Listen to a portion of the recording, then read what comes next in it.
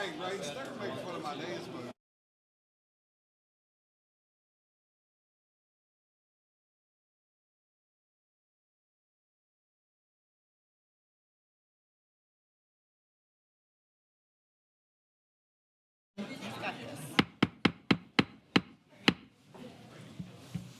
Good evening, everyone. I'm sorry that we are apparently standing room only this evening. We're going to call to order this meeting of the Gallatin City Council for September 16th, 2025. It is 6 o'clock. And we begin each of our meetings with the invocation and the Pledge of Allegiance. This evening, Councilman Alexander is going to pray for us, and Councilman Van is going to lead us in the pledge. I'd invite you to stand with me. Let's pray. Father, since we last gathered, so much has happened in our nation. Memories of 9/11, the murders in North Carolina and Utah. Father, I just ask you to heal our land, heal our nation, Father. Lord, would you bring us together and truly be one nation under God, indivisible once again. Father, be with us in this meeting, and we ask, Lord, that the words of our mouth, the meditation of our heart would be acceptable in your sight. O Lord, my strength and my Redeemer. Amen. Amen. Please join in the pledge. I pledge allegiance To the flag of the United States of America and to the republic for which it stands, one nation, under God, indivisible, with liberty and justice for all.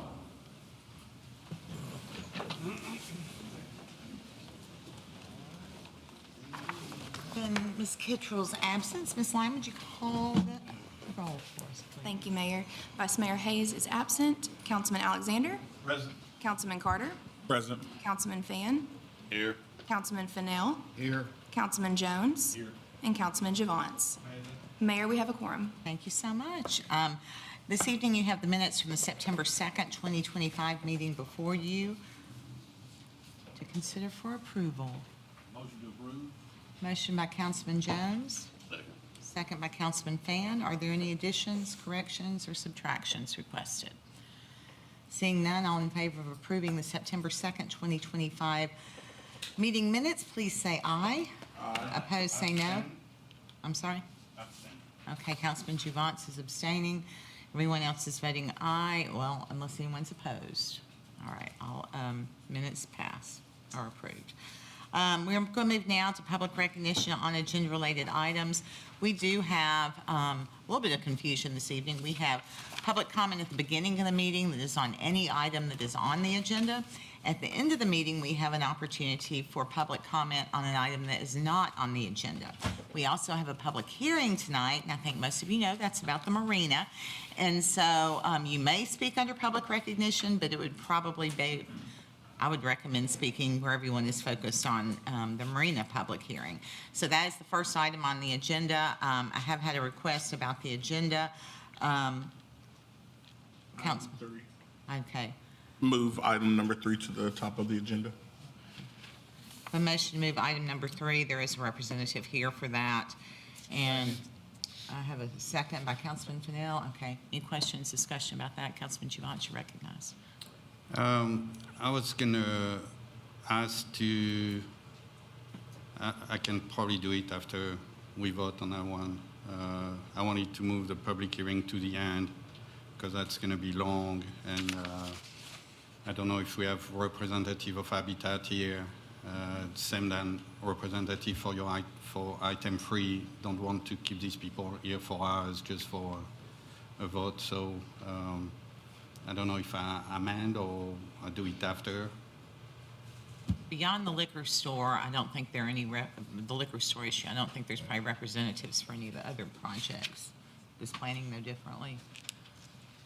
But, you know, regardless, we're keeping somebody here longer than they had planned by looking at the agenda. I will make my motion after we vote on that one.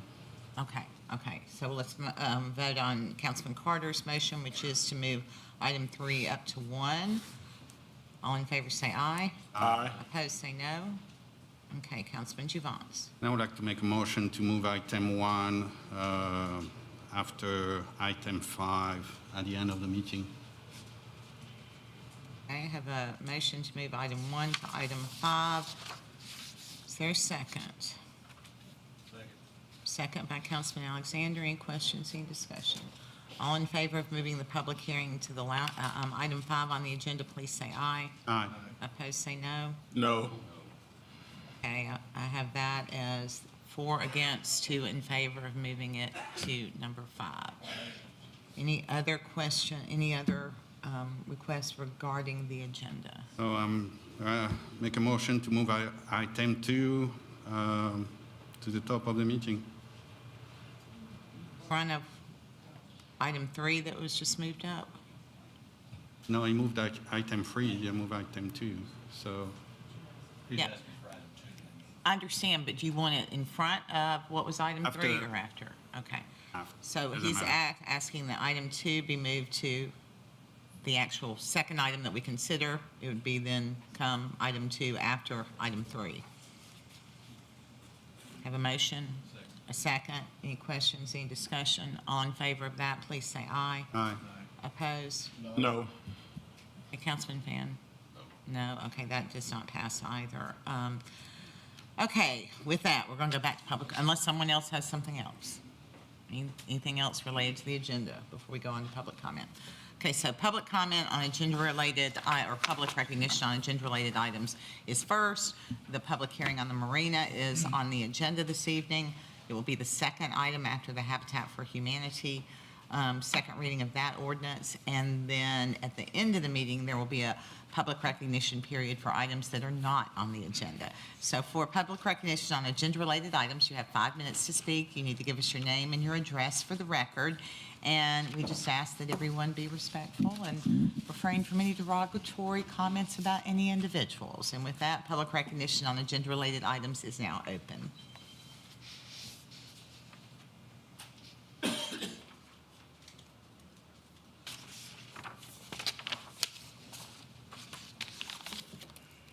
Good evening, Mayor and City Council members. My name is Margaret Tyson. I live in Nashville, but I represent St. Luke AME Church, 355 Blythe Avenue here in Gallatin. And what I have to say is very short. I'm not as eloquent as Pastor Cook was last week, but I need you to know that St. Luke is not in favor of deleting the distance requirement for the liquor stores. And that's about it. As we read the ordinance, we understand that a liquor store can't interfere with schools, places of worship, or other places of public gathering, or otherwise interfere with public health, safety, and morals. And on the morals issue is where we stand against it. Thank you. Thank you, ma'am. Anyone else wishing to speak under public recognition on agenda-related items? I would welcome you to come forward if you so desire. And you're welcome to stand ready for the person who completes in front of you. Hi, everyone. My name is Cam Patel. I live at 421 Woodlands Drive, Gallatin, Tennessee. I'm here again. Thank you for bringing back for distance requirement you got looking into it. So I have some of the businesses. There's a hotel in Gallatin. Last couple of years, they built 5 hotels right next to each other. They don't require the distance. There's a dollar stores. They don't require the distance. There's a gas station. They built right next to each other. They don't require the distance. Or why the liquor store? And if liquor store comes in town, will be more jobs. And we can put something like the 1,800 square feet minimum and 600 square feet, you have to have square foot for the storage. So people cannot open it like 500 or 1,000 square feet store. And there's not gonna be everywhere liquor store. Thank you. If you're planning to speak, I'd welcome you to come forward so that you can be ready after the person prior completes their comments. Good evening. My name is Raj Patel, and I live here in District 5. I would like to respectfully ask the council to reduce the required distance between 2 liquor stores. As a residents, we are facing difficulties because our local stores, Red Carpet Liquor Store and Gallatin Liquor Store, are both moved out of District 5. This has left us with no nearby options, and we now have to travel further outside the district to just access a service that was once close and convenient. I would also like to point out that our city ordinance already allows 0 distance requirements between liquor stores in places like churches, schools, and public gathering spaces. Given that standard, it seems reasonable to allow a reduced or even 0 requirement between liquor stores themselves. By making this adjustment, the council would open the doors for new businesses to serve District 5, create jobs, and bring tax revenue back to our community. For these reasons, I respectfully request that you consider reducing the required distance between liquor stores and Gallatin. Thank you for your time and listening to the concerns of District 5. Good evening, Mayor and council members. My name is Sean Cook, and I serve as senior pastor of Key Stewart Church, located 166 Dorothy Jordan Avenue. I come before you tonight to speak in opposition to proposed change that would reduce the distance requirement between liquor stores and our churches and schools. Again, this is not simply about business or convenience. It is about a well-being of our community. Liquor stores disproportionately affect neighborhoods where families are already struggling. Research shows that when alcohol outlets are concentrated closer to schools and churches, there are higher risks of crime, addiction, poverty, taking deep root in our communities. Our children who walk these streets and grow up in these neighborhoods deserve our care and our protection. As a pastor, I am a shepherd to my congregation, but also a spiritual caregiver to this community. My faith compelled me to rise and to raise my voice to those who are unheard, the elderly, the poor, and our youth. Moving liquor stores closer to our schools and churches sends the wrong message to the next generation. It tells them that profit outweighs their protection, that their health and their safety and their spiritual development are negotiable. If we must consider distance requirements, then let us strengthen them, not weaken them. Let us build a city that is known for valuing families and investing in its future.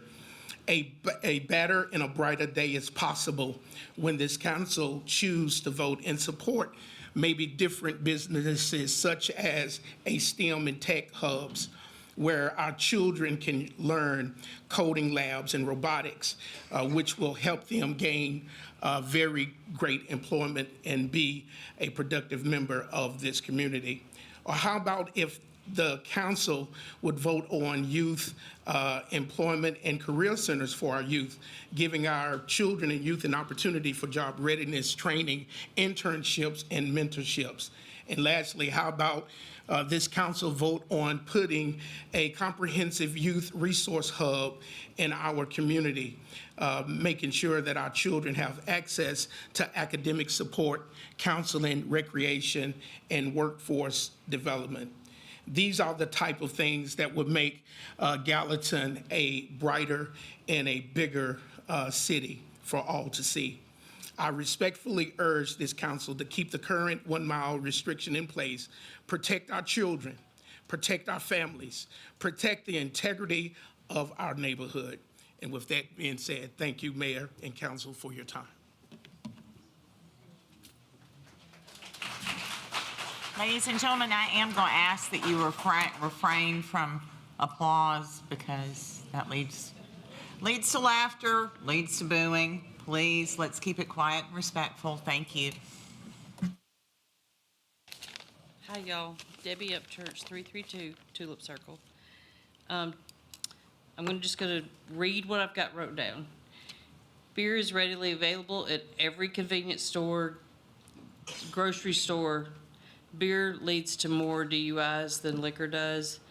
Contrast, liquor stores are subject to more stringent regulations, including the 1 mile distance. This inconsistency raises questions about the rationale behind such disparities. Research indicates that beer consumption is more strongly associated with alcohol-related crashes than compared to spirits. And competition with business creates more competitive pricing and more choices for the customers. Just reduce the 1 mile, that's all I ask.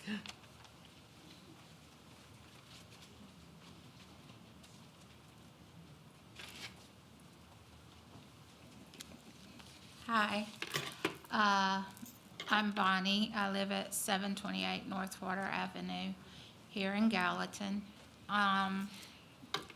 I work at Dollar General on Albert Gallatin. They serve alcohol or have alcohol, like beer and all that, and there's a school right down the road from there, on top of having the Civic Center where the kids are.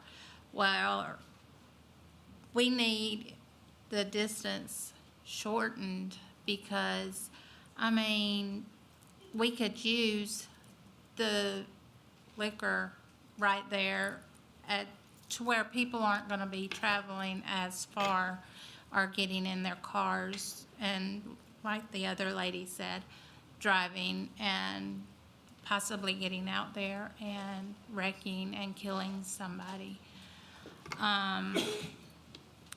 And it's gonna bring back a lot of jobs. It's gonna open up a lot of different things where we can have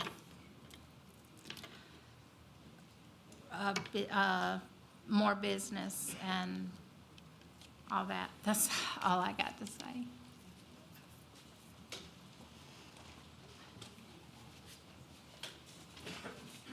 Good evening. My name is Jeffrey Huddleston. I reside at 201 South Trigg Avenue. I'm just a concerned citizen. I think the distance should stay in place. Anybody that's lived in Gallatin for an extended period of time knows, and you see the growth that we are experiencing in Gallatin. And change is good and growth is good, but I just feel like it could be something else other than maybe a liquor store, you know what I mean? That's a good location, everything is good, you know, but like I said, Gallatin's growing. It's just a lot of things going on in the world right now, a lot of tragedies and a lot of things going on, and I just feel like we could focus on something else other than liquor.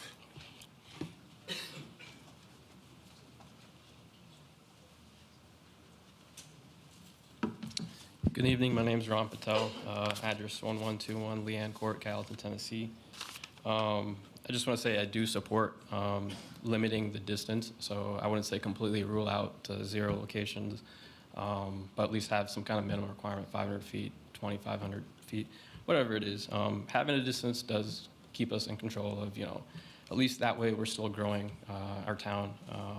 It helps us compete with other businesses as well. It keeps prices at a fair point for where everyone can purchase products.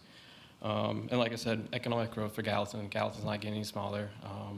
We'd love to see it grow. And again, even if someone does open a new liquor store, they should still follow the correct guidelines given by the state, county, whatever it is, still to keep the county safe, the people safe.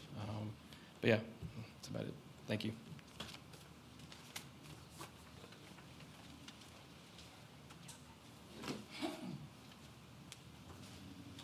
Hello, my name is Julie. I live on Carson Street. I believe that the distance should be shortened because in that area, yes, it is low income. A lot of people can't afford cars and walk. I believe that walking, if you have a liquor store closer, will most definitely shut down a whole lot on the DUIs. Police enforcement is always on that side of town. That would just be wonderful, great to have it shortened and people can get to where they want to go without having to drive. I feel like I'm not a liquor drinker, but I do like to buy beer. I like my beer. But if it would help save a life by bringing this closer to us to help everyone else, I would greatly appreciate it by shortening the distance. Thank you.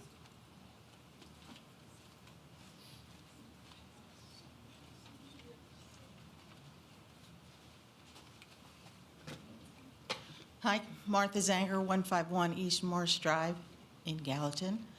I'm in favor of shortening the distance as well.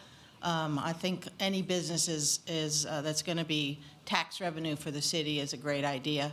My biggest beef all along has always been the roads and the congestion, and if there's more tax money that can come in from a new business, then let's get it in here and get these roads fixed.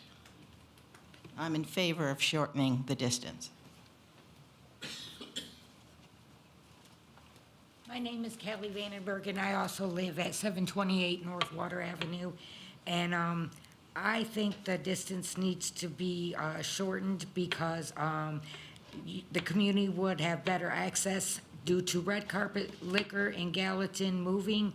Liquor stores, unfortunately, both of the businesses have now moved, and their apart has left our area without convenient access, and as residents, we find it difficult to travel outside the district.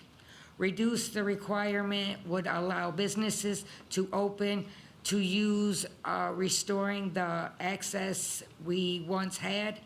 This would not only make it easier for District 5, but also support small businesses, owners who want to invest in our community. Thank you.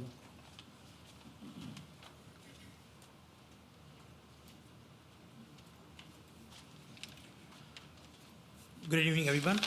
Council member, mayor. I'm a local business owner as well, located at 221 West Main Street. I'm a local hotelier. I've been in Nashville, Gallatin for 5 years, and Shrey Patel. And the reason why I'm here is I'm trying to get my family here for next 30 years or 40 years. In order for me to be successful as well, I have seen 5 more competition in my field. At the same time, noticing that we are not getting sufficient infrastructure. Today's goal to come in and just to speak for a few minutes regarding the liquor store part of it is that if we get a decent businesses requiring less requirements for business to come in, we can have more generate the revenue for the taxes for city, for county. At the same time, if we can get that money involved into infrastructure, it would be more better for all the residents who are staying in the county and the city. Another thing is, if there is no requirement for hotels to come in, why we are having requirements for other small businesses? Hotel is a big investment, while liquor store is not that big of an investment, but there should be not requirement for them to having 1 mile distance or whatever. Have a distance where it's probably 1,000 miles from church or schools. It'd be better for other business owners to come in and help the communities nearby. Thank you.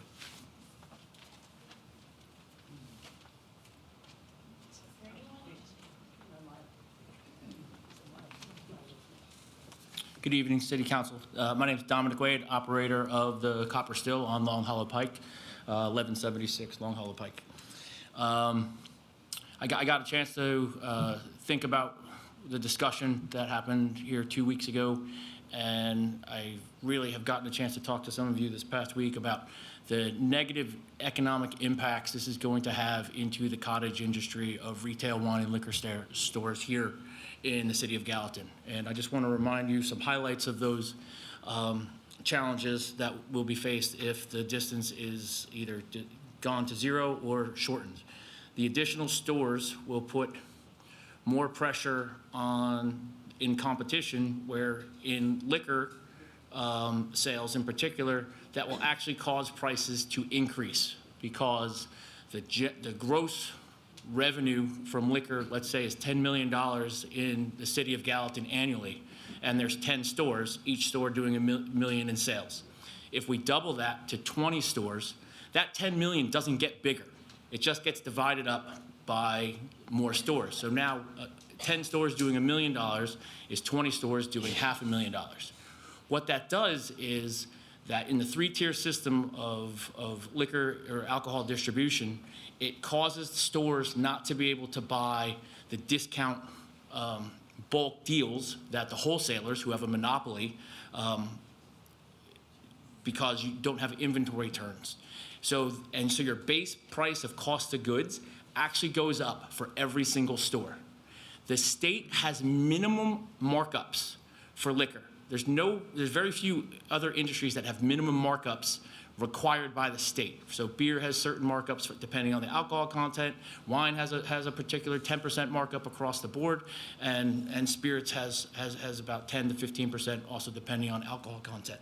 So this misnomer for people who have opinions that competition is good for liquor, the consumer is going to pay higher prices. When I came here 5 years ago and I brought my aerospace manufacturing company here, I met with James Fenton, head of economic development. And first thing he asked me is, when I told him I had a business I was bringing, are you a distributor? And because Gallatin did not want any more distributors with low-skilled jobs that equaled low-skilled pay. We wanted higher-skilled jobs with higher pay to make Gallatin a stronger community and to pay better wages to employees. My aerospace company qualified for that. And now I have an amazing facility, and some of you have gotten to visit it out in the industrial park, and we take care of our employees second to none. If this passes and more liquor stores come in, there's less profit for the local business owners to support nonprofits and community efforts and sponsorships because their household income now is lower. They will also pay employees less because they don't have as much income. So the long-term financial impacts of this are going to be bad for the consumer and for the business owners. We've already damaged the values of licenses by millions of dollars with the changes that happened 2 years ago. Continuing down that path will eviscerate all values of licenses, and it will just continue to kick the can down the road where instead of having a rigid, strong, supportive structure for alcohol retailers, it will now make this council being the gateway, because at some point, you're gonna get sick of the number of applications coming in here, and you're going to say, well, that area has too many liquor stores. I've been through this in New York, it's a disaster. And the gateway will be here, and you'll be forced to say, well, you don't get a license, but you do in different areas. The District 5 area, right, where I've looked at putting a store there after the changes, the economics are not good. Stores are very expensive, to anywhere from $250,000 to $1 million minimum for a small to medium store. The demographics there don't work. The margins are not very good, but you can carve out a living with the setup that it is today. Thank you very much for the consideration. Have a good evening.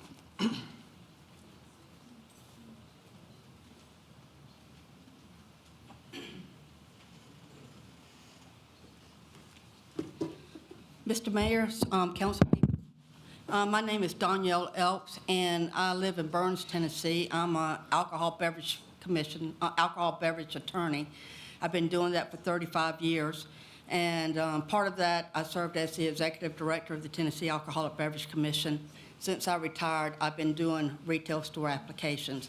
And I say that to you so that you'll know that I have a lot of experience and knowledge based upon what I'm going to say, even though I don't own a liquor store. So I'm here in support of the reduction of the distance between liquor stores.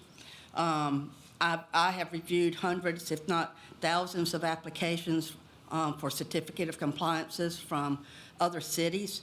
And the vast majority, vast majority, I mean 90% at least of the cities that have a distance requirement between liquor stores is usually somewhere between 600 and 1,500 feet.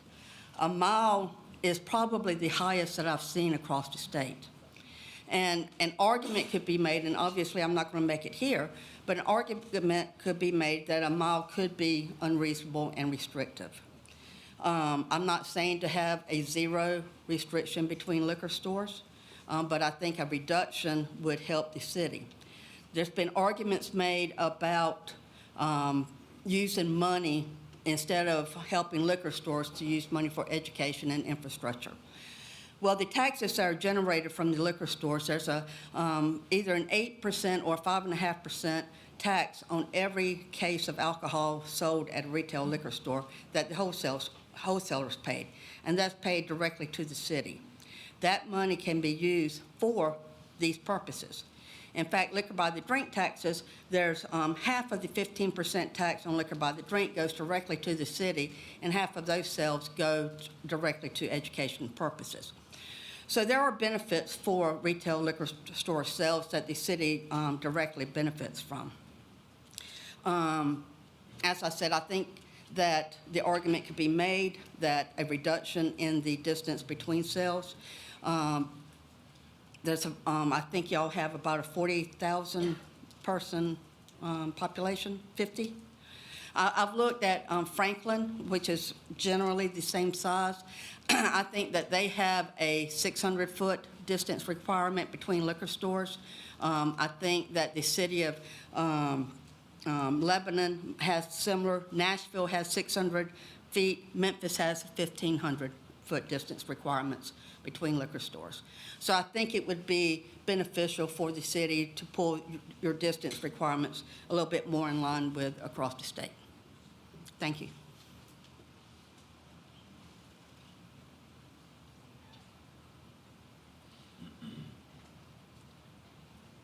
Good evening, Mayor, council members.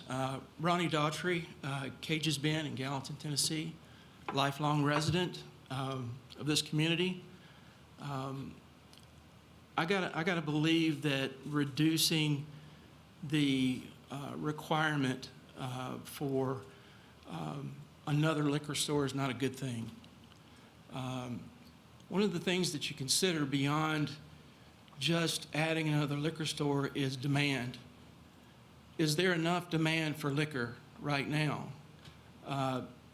And with those that demand liquor, are they able to obtain that? I got to believe that they are. I got to believe that increasing the demand through increasing capacity of our liquor availability is not a good thing for this fair community. Just a few years ago, this community was voted by Reader's Digest as being one of the friendliest cities in the United States. Our city is attractive to so many different people, and they're coming here from all over, and they're certainly welcome. But the thing that we don't want to do is to put our culture, our city, our children in danger and exposed to things that they don't need to be exposed to.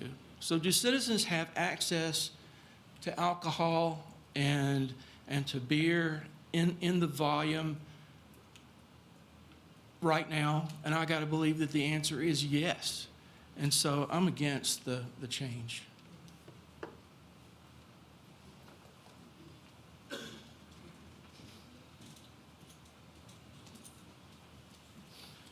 Bishop A. Michael Clark, 223 South Westland Avenue here in gracious, growing Gallatin, Tennessee. Everybody know already how I feel. Heard a few people say within the last few weeks about a necessity for more liquor stores. We have a necessity for a whole lot of things to help our community, a whole lot of businesses. Liquor stores, I believe, is not one of them. As an educator of youth of all different ages and former substitute teacher for over 7-8 years, Schaefer Middle School and others, we already have children that are addicted to drugs and alcohol, and to make it more accessible to those that are around them, I don't want to have my children, thank you Jesus, are grown, and I'm an empty nester. I don't want liquor stores outside of the schools or the churches. Now, I don't mind coming evangelizing in any neighborhood. I've just within the last few days have dealt with in my neighborhood, which is not in District 5, with some gangbangers and thugs. I don't want the liquor stores to be more accessible to them, personally. With all the beer and wine that is sold in all of our communities, and I've stated this a couple of weeks ago, I drove further than a mile when I used to drink decades ago to get some beer, wine, and alcohol. Different now than back then. I won't name the different companies, but all you have to do is pick up your app and you can get a ride to have some of that stuff delivered to you or get to that store and back home safely. This year, a half a dozen times. I've met strangers in parking lots, up the emergency room, in grocery stores, and so they would not have to spend the night or a few days in jail. Have personally got these strangers in my car and take them home because they was too drunk to get behind the wheel. Since we all say that we support our police department, I think the last thing that they need is more people drinking and driving around with alcohol and beer. Please help to make our neighborhood safer. And a mile away to get to a store? That's not farther enough. I was here in the meeting when you voted to bring it down to a mile, and I thought that was too close. And we're arguing about a mile. If people cannot support your business within a mile or so radius, you have a problem with your business anyway. I'm trying to get into church. God bless you, our dear Mayor, City Council, and the citizens of Gallatin.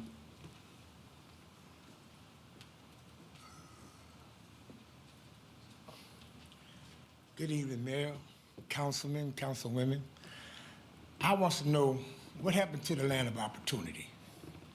I mean, everybody should have the opportunity. Sir, we need your name and address. My name is Thurston Cooper. My address is 614 North Water Avenue, apartment 522. What happened to the land of opportunity? Everybody should have the opportunity to open up what he chooses, as long as in the range of the law or with the public. I feel like a person's business is just like an individual. The way the individual carry himself, it tells a lot about himself. If a man has a clean business, prospective business, I believe it carries a long ways. I said, myself, I vote to have that liquor store. It is convenient for distances. It's better for those who can't get around. Got the motor chairs, walking with crutches, walking cane. I walk with one myself, and I also have a bad back. I can't get around that good. I drink, but I'm not a compulsive drinker.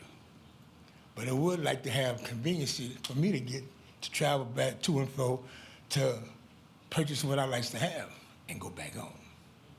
Thank you. Is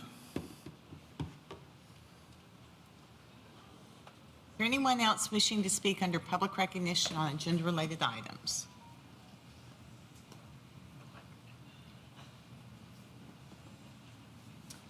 Good evening. I'm Divya Patel. I live at 1103 Yearling Place, Gallatin, Tennessee. Thank you for the chance for me to speak tonight and express my opinion. I'm actually strongly opposing removing the distance of the liquor stores. From what I understand and looking at the meeting from last time, it seems like this entire discussion began because of one individual trying to open a store.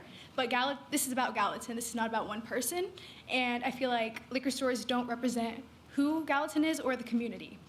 And 2 years ago, when this council lifted the cap on the number of liquor licenses, that was a major change in and of itself.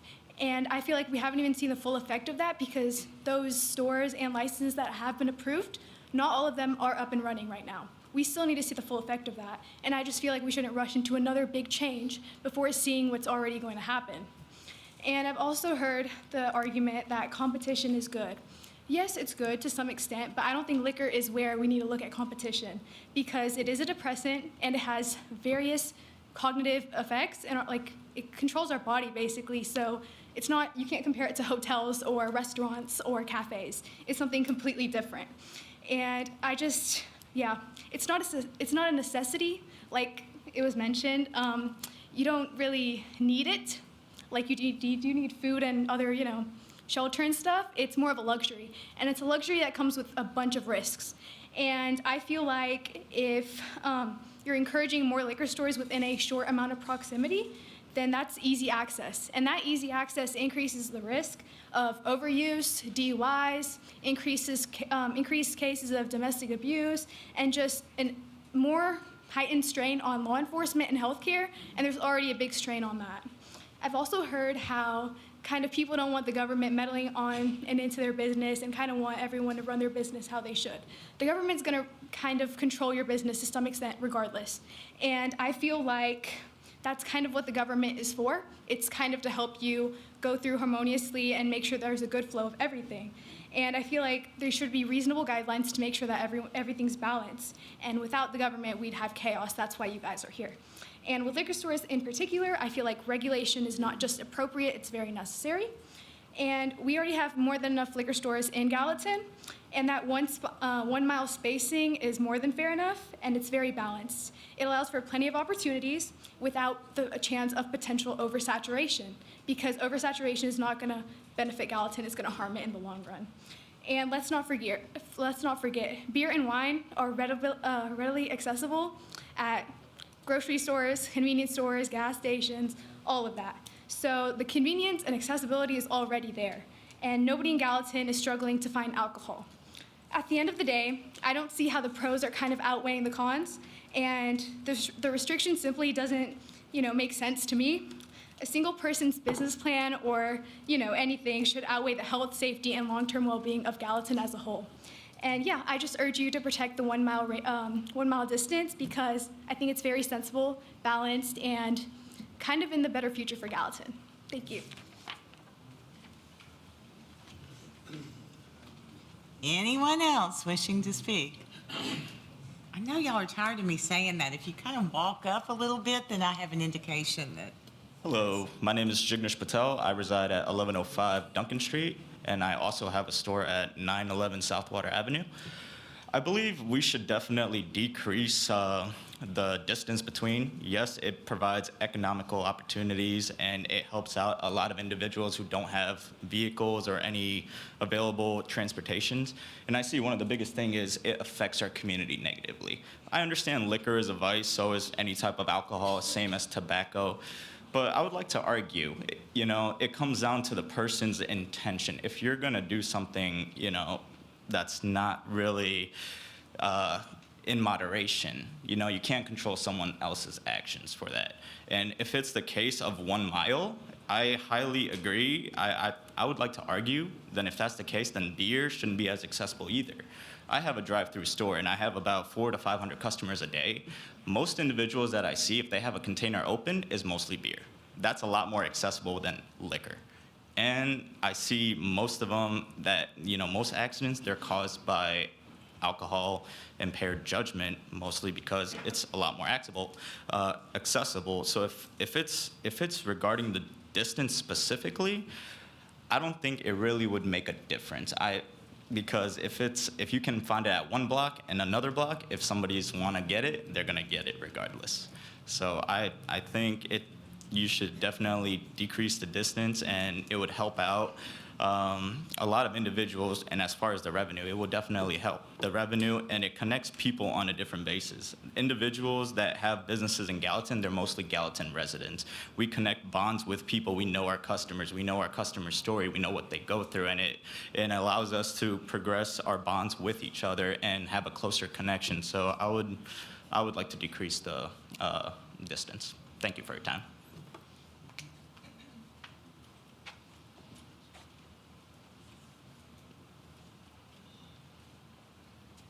Hello, my name is Joe Spivey. I live at 1275 Southwater Avenue, and also run a business in Bethpage. I believe the 1 mile distance that we have right now is fine. I mean, we have enough liquor in Sumner County to get every single man, woman, dog, and cat in town drunk.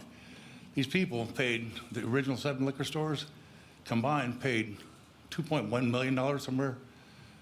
They all paid about $350,000 or $350,000 to $300,000 for liquor licenses. And a couple of years ago, they were rewarded with another liquor store being able to open up a mile away for $2,500. I mean, that seems like a slap in the face to the original people who have donated millions of dollars to Gallatin. Liquor taxes are some of the highest taxes in the state. These taxes, these people have been paying money for a long time. Along with that, if you can't walk a mile, anybody who's walking less than a mile for a liquor store is probably going to open up the bottle on the way home. So if you don't have drunk driving, you have people walking around drunk. That doesn't seem like an improvement in the situation. I mean, yes, there are some people who open up the bottle on the way home in their car. There's a lot of people who don't. There's a lot of people that we have who are social drinkers that keep their bottle in their car till they get home, and then they have a drink socially at home. If you're walking to a liquor store, nationwide, it's known that people who walk to a liquor store rarely keep that bottle sealed all the way home. It's like most of the time the more walking liquor stores you have, the more low volume you have. You have dollar sales, $2 sales, $3 sales. So you're talking about people that are going to be drinking on the way home. So you're going to have people walking around in town drunk. I mean, that doesn't seem like an improvement. As far as the other thing that I see about this is it's so open-ended. There is no limit whatsoever on it. So you're not limiting a distance from a church. You're not limiting a distance from a school. Even the THC sales are what, I think 2,500 feet from any school or church.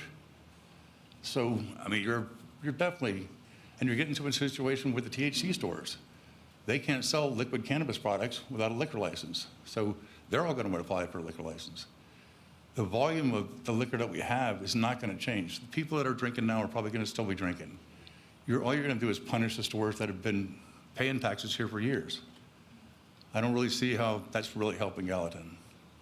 And I don't see how it's helping us as a community that's supposed to be a religious community. I mean, everywhere you look, when you look around and already you see enough check cashing stores, and that's already bad enough. Every time you go to the ghetto in any part of America, what you see the most is check cashing stores and liquor stores. I mean, I don't think we need that for Gallatin. I thank you for your time. Have a good day.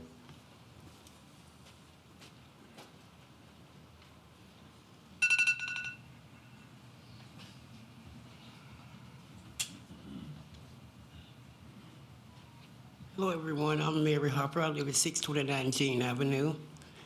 I want to say that it don't matter. I think that it don't matter where you want to put your business at. Just do it respectfully. And everybody's bickering about it. They don't want this, they don't want that. But the way I look at it is just let everybody just do what they want to do, as long as they do it respectfully and do it by law. Thank you.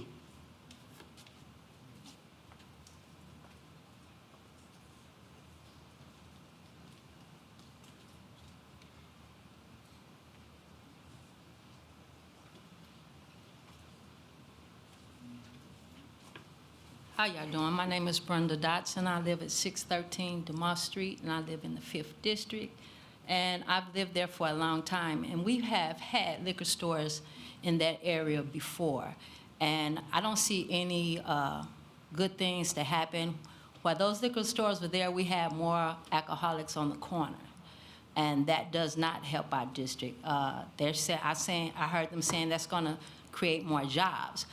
He does have businesses in the family, but it has not created jobs for us. I'm sorry that you probably bought that place, but I knew when he bought it, he had to know that it was a mile radius. So we already set those zoning. We set those zonings for a reason. So if we're going to change them just for businesses, then what are we setting zoning for? That does not help our district, and it has not helped our district in the past when there was 3 liquor stores there. All it did was keep people that should not be drinking walking to the store. So I vote that we keep them out.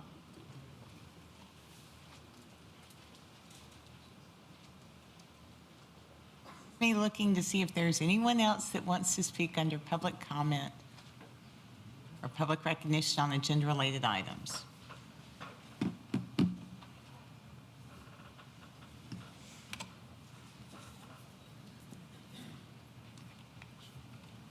How are you guys? My name is Harry Patel and I live in 1103 Yearling Place, Gallatin.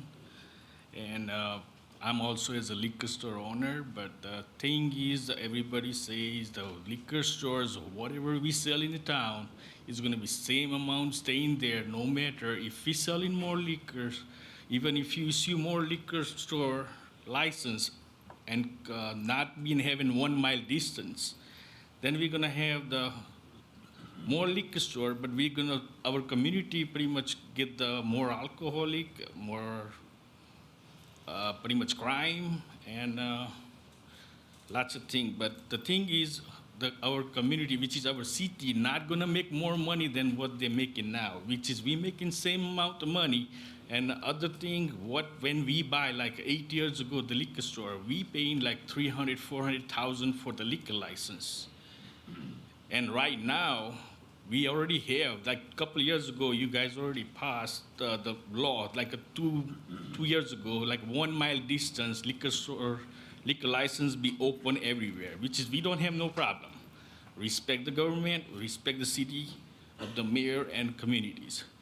The thing is, why we want to change the law is already been passed 2 years ago and open up the open liquor license for some certain amount, like some particular person, he don't want to be not respecting government or city law and want to open the liquor store close to, like break the law and open up the liquor store in between the mile. So my point is the 1 mile distance is enough, which is I told last time meeting, if it's not convenient for 1 mile, that means they don't need no liquor to drink. That's all I say. Thank you.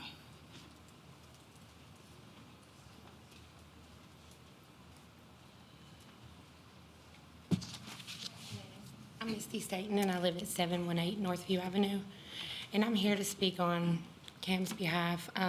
Everybody's talking about this store, that store. It's a lot of competition here is what I think. But I think he's going to bring the city money. He always does through all his other stores.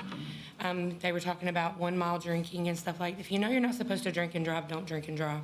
Get your drink, go home. So, but thank you.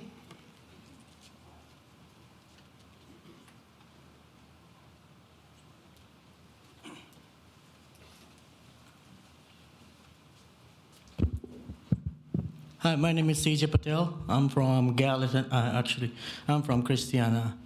I had a business in Gallatin, which is a grocery store. We just closed it. Could you give us an address? I know you said Christiana, but you didn't give us an address. 5322 Walnut Chase Drive, Christiana, Tennessee. So, liquor stores, everybody has argument, right, about the distance. I'm from Connecticut, and the maximum requirement of many states I know, which is 1,500 feet from one door to another door, and that's the max out. Now, 1 mile radius is more, and it's going to be like the first in the states if we do it, in case, because nowhere else has 1 mile radius, and there have been multiple grocery stores with that location. Many did not get successful lately. But I thought a liquor store would be okay because the schools are far away from there. Churches are also far, more than 1,500 feet, I guess. And if you guys consider as shortening the distance, like 1,500 miles, square feet, or like 600 square feet to 1,500, that would make a thank you for us. But hopefully you guys consider the requirement. The 1 mile would be too much for everybody, I think. So, thank you.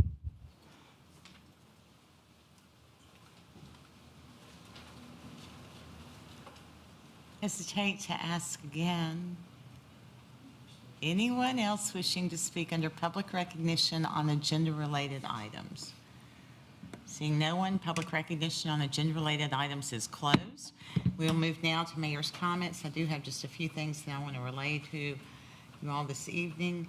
First of all, I want to say, a huge thank you to Christine and Cheryl, new residents over in the Nexus community. This past weekend, they organized a tremendous fundraiser to benefit the young man that was killed in the explosion fire earlier this year, and did a really great benefit at the Civic Center and had a lot of people have attended. And I would say if anyone still wants to donate, I can help you connect with the people raising the money. A few events upcoming: the American Red Cross Blood Drive happening Tomorrow at the Civic Center from 11 to 4, the Silver Sneakers Luncheon is happening on Thursday, also at the Civic Center at 12:15. Thursday night, third Thursday on Main is happening. It's the French Family Band. I'm not familiar with them, but I've heard some people really excited that they are coming. So you might check them out and come downtown for a night of music. Also that night on the square is the Gallatin Outdoor Flower Market. This weekend is the Sertoma Truck and Tractor Pool at Triple Creek Park. I think that happens Friday and Saturday. Okay, it's just on my calendar for Friday, but it's Friday and Saturday at 7 o'clock. Always a fun time there. Saturday's the market day at the Gallatin Farmers Market.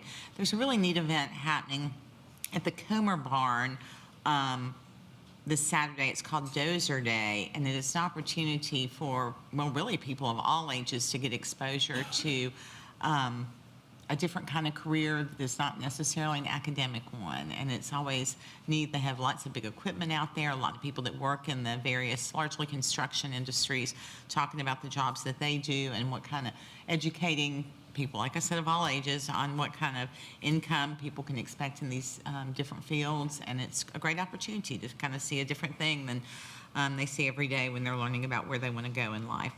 The NSA softball tournament's happening this weekend at Triple Creek Complexes A and C. There is a Care Cabinet fun run benefiting the Care Cabinet associated with Sumner County Schools at Triple Creek Park on Saturday. There's also a blood drive with vendors. It's a community health fair at St. Luke AME on Blythe Street. That's 10 until 2 on Saturday. And I don't even know what this is, but it sounds interesting, and it's at Rosemont, so I'm going to share it with you. It's Dr. Gary's Guitarnival. So I assume it's something to do with guitars. It might be fun to check out. And the Chamber's annual farm-to-table dinner is on the square. Last I heard, they do still have some tickets available. And then coming up next Friday, looking ahead, is Good Morning Gallatin. It's the legislative series that they do. And the speaker next Friday will be Toby Ellis with Sumner County Highways. He is our road superintendent. And so I think, the important one that I have a big asterisk by in a circle I almost missed. Project Phoenix is having a public meeting. It is coming up on Wednesday, the 8th of October. It is at 6 p.m. It is at City Hall. And so mark your calendar with that. We will have other reminders out about that. But anyone's welcome to attend that meeting. We're not sure if it'll be upstairs or down, but we will update as soon as we know.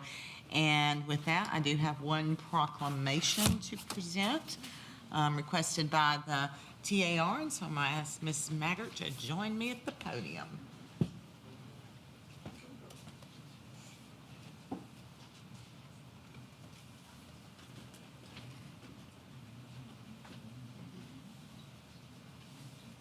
I'm glad that Deborah Maggart's here. I do want to pay tribute to Miss Helen Marshall, who did this first. Don't stand behind me, stand up here beside me. Miss Helen Marshall was an active member of the DAR, and she for years did the exhibits in our lobby and always asked to have this specific proclamation for Constitution Week. And so I have the proclamation. I get to present it to Ms. Maggart this evening on behalf of the DAR. I'm going to offer for her to say a few words about it, but first I'm going to read the proclamation. And it says, whereas we the people did ordain and establish a Constitution for the United States of America to secure the blessings of liberty for ourselves and our posterity, and whereas it is important that all citizens fully understand the provisions, principles, and meaning of the Constitution so they can support, preserve, and defend it against encroachment, and whereas September 17th through 23rd, 2025 marks the 238th anniversary of the drafting of the Constitution of the United States of America by the Constitutional Convention, and whereas the President and Congress of the United States have designated the week of September 17th through 23rd as Constitution Week, and whereas the citizens of the City of Gallatin do enjoy the freedoms guaranteed to us through this guardian of our liberties, I, Paige Brown, do hereby proclaim the week of September 17th through 23rd as Constitution Week and invite every citizen and institution of Gallatin to join in the national commemoration. Thank you, Mayor. Appreciate that very much. I'll give you the podium if you so desire. Thank you. So my name is Deborah Maggart, and I am the regent of the General Jethro Sumner Daughters of the American Revolution chapter here in Sumner County. And I want to thank you, Mayor, and the council for giving us this proclamation. Our chapter was founded in 1931 here in Gallatin, and we continue to serve our community as Sumner County's only DAR chapter. While the DAR is a lineage society, it's also the largest women's volunteer organization in the United States. Each year, our chapter's 167 members volunteer over 10,000 hours to our community. Our volunteer work includes service to schools, veterans, active duty military, and women's and children's support organizations. There are two important documents of enormous importance to American history: the Declaration of Independence, which forged our nation's identity, and the United States Constitution, which set the framework for the federal government that still functions 238 years after it was signed. The United States Constitution is the oldest constitution still in active use in the world today and is the basic document of our republic. While Independence Day, July 4th, is a well-recognized and beloved national holiday, fewer people know about Constitution Week, the annual remembrance of the living document that upholds and protects our freedoms central to the American way of life. The DAR initiated this observance of our Constitution in 1955 when they petitioned the U.S. Congress to dedicate September 17th through the 23rd each year to remember Constitution Week. In Sumner County, numerous displays have been placed in our libraries, city halls, museums, and the Sumner County Archives to educate and promote Constitution Week. At our chapter meeting on September 19th, we will read the preamble to the Constitution and ring our bells in celebration. The Tennessee Society, Daughters of the American Revolution, will hold a bell ringing at the Tennessee State Capitol on Sunday, September 21st at 2 o'clock. And this event is free and open to the public. And if you'll permit me, I'd like to end with a reading of the preamble to the Constitution. We, the people of the United States, in order to form a more perfect union, establish justice, ensure domestic tranquility, provide for the common defense, promote the general welfare, and secure the blessing of liberty to ourselves and our posterity, do ordain and establish this Constitution of the United States of America. Thank you all. Thank you so much. I would ask you all just to give a round of applause in just a minute for the Daughters of the American Revolution. One project that you've probably seen a lot of, Mr. Henschel has used it a lot in our social media, is the restoration of the old glass negatives, specifically from not the city of Gallatin, but a photographer in our community. So they did a lot of work to make that happen, among so many other things that they do in our community. So I ask that we recognize the Daughters of the American Revolution, in addition to Constitution Week, with a round of applause.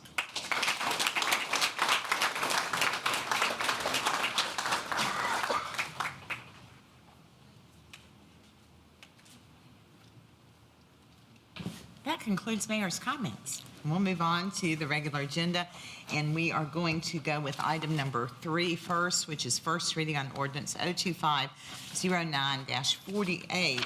And for that, Councilman Carter is recognized. Thank you, Mayor. This is an ordinance of the City of Gallatin, Sumner County, Tennessee, rezoning 0.66 plus or minus acres from the CS Commercial Services District to the MRO Multiple Residential and Office District with the preliminary master development plan for Habitat for Humanity Examiner Court residential community located south of Tulip Poplar Drive and west of Sumner Hall Drive, authorizing the revision to be indicated on the official zoning atlas, repealing conflicting ordinances, providing for severability, and providing for an effective date. And I so move. Second. Motion by Councilman Carter, second by Councilman Fennell. Are there any questions? Is there any discussion? Okay, this is First reading. Thank you. First reading on Ordinance 02509-48. All in favor, please indicate by saying aye. Aye. Opposed, say no. Passes unanimously. We'll call it 6-0.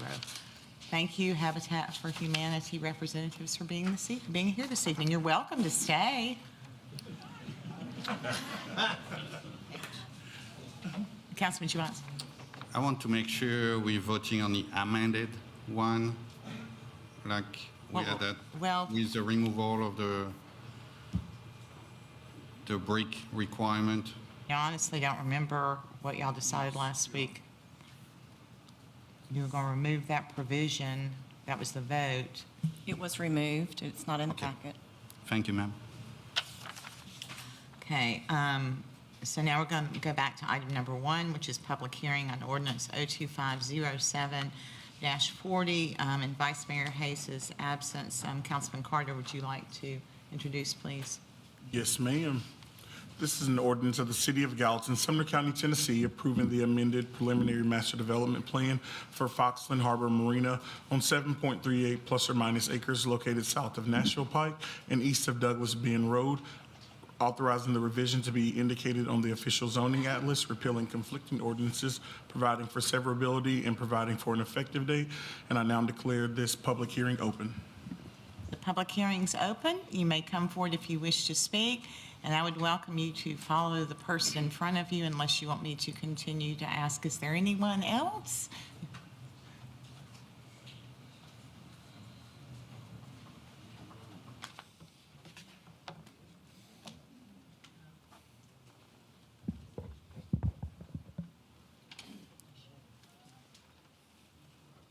Thank you.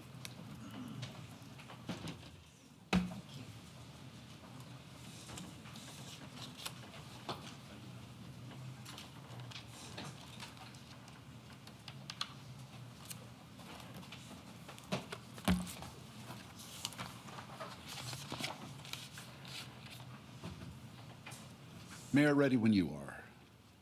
It's open. All right, thank you. Thank you, Mayor. Thank you, members of the council. My name is Tom Lee. I'm a partner in the law firm of Nelson Mullins, Riley, and Scarborough in Nashville, and I'm here tonight on behalf of Friends of Old Hickory Lake. I want to tell you what we've handed you because I'm going to talk from it a little bit and would encourage you, if you have questions following this public hearing, to please let us know and reach out. These are 2 documents. I know for certain one you have not seen, and I suspect the other you have not seen. The first document in the notebooks that we've provided you this evening is a copy of the Department of the Army lease for commercial concession purposes in Sumner County, Tennessee, in the old Hickory Lock and Dam project. And this is the lease agreement between the Secretary of the Army and the Foxland Harbor Marina LLC entity. You will see in the first page of this lease that it is dated March 6 and of this year, 2025. And if you turned to page 29 of the lease, you would see the signatures of Mary C. Keith, Chief Real Estate and Real Estate Contracting Officer for the Nashville District of the Corps, and the owner of Foxland Harbor Marina, Mr. Robert Goodall. I'm going to refer to this document, but not speak specifically through it page by page, but I am going to refer to it. I want to start by revisiting the title of this document. This is a lease for commercial concession purposes. And this is a document that I think we have talked about, I think you have heard about, but my guess is you haven't read. We hadn't read it until last week, and by we I mean Friends of Old Hickory Lake. We began asking for a copy of the lease documents between the developer and the Corps of Engineers in November of 2024. You will see a letter in our proposal that shows the Army provided us with this document on September 4, 2025. That's 10 months. Now, the lease wasn't signed till March, but the project was moving forward and documents were drafted and moving back and forth. The Army did not respond to our request for 10 months. And we couldn't figure out why that was. Why would it take 10 months to send us a 30-page document? Because that's what it is. There are some exhibits that go along with it, but that's what it is. I think it's important to begin to answer that question by asking, what is the purpose of this lease? You've been told at different times in this conversation that the Army does the water and we do the land. You're going to see in this lease document that's not the case. That's the first thing that's important about it.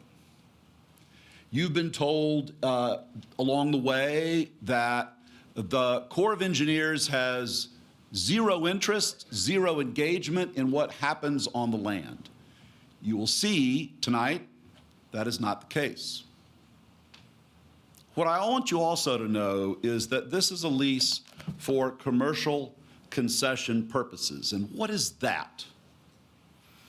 Well, the Army told everybody what that is when in March of 2023 it sent out a notice of availability saying, we are interested in exploring to the public, a public notice, we are interested in exploring marina potentials in 3 different locations. One of those locations was on the Wilson County side of Old Hickory Lake. One of those locations is the Foxland Harbor location, and there was another location nearby on the Gallatin, Sumner County side of Old Hickory Lake. And here's what that notice said. This notice is for the purposes of soliciting proposals for development and operation of a major commercial concession, marina and related facilities and services, in furtherance of the objective of the government to provide quality facilities and services at reasonable prices for water-based recreation. Why did I read that to you? It's a concession. If you've been to a national park and stayed at a lodge, perhaps in Yellowstone Park, or you have camped in a campground that a campground operator functions, if you've been to the Smokies and stayed in some of the cabins that are still existent in the park and available for rent, if you've bought an ice cream cone from someone that operates an ice cream shop inside a national or a state park for that matter, you have dealt with a commercial concessionaire. And the idea behind a commercial concession, and the Army doesn't do this on a fly-by-night basis. The Army has pages and pages of regulations that describe their interest in this, is to take public land and public waters, which the Corps owns, and expand their reach to more of the public.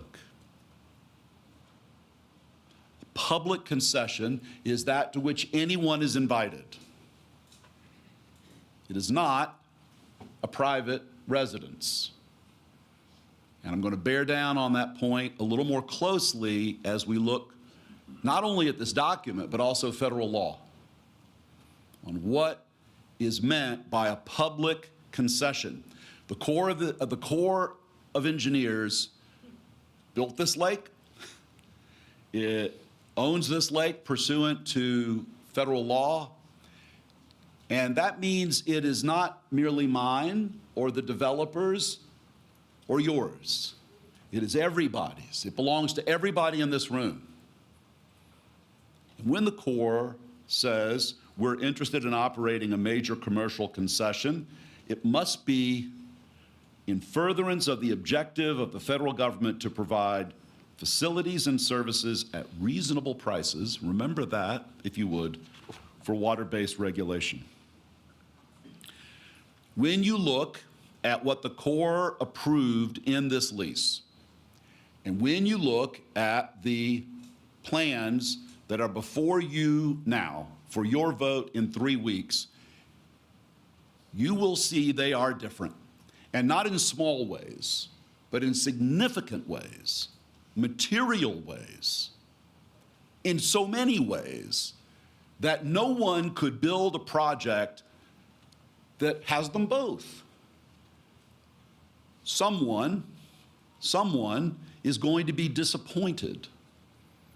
Someone has been told this project is going to be done in a certain way, and if this project is approved, we're going to find out that's not the project we thought it was.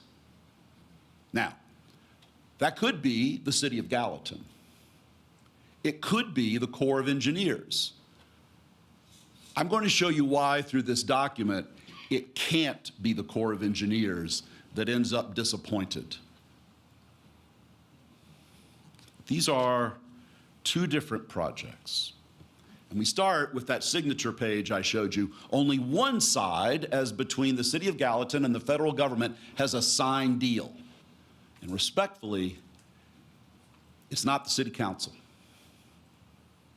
The Corps of Engineers has a signed deal for what is going to happen on this property. So, what is that? Well, first of all, it's limited. This lease is good for only 25 years. This is not a matter in perpetuity. Remember, the Corps will own that property that is leased. It's just a lease. It's not a transfer forever. Now, the lessee, the developer, can extend that lease twice for a total of 50 years, provided the government is satisfied with what's happening, but no more. According to paragraph 5 of the lease document, lessee, that's the developer, shall provide facilities and activities in accordance with the use and development plan. That's a term of art. I'm going to show you what that is. And its architectural theme and sign plan.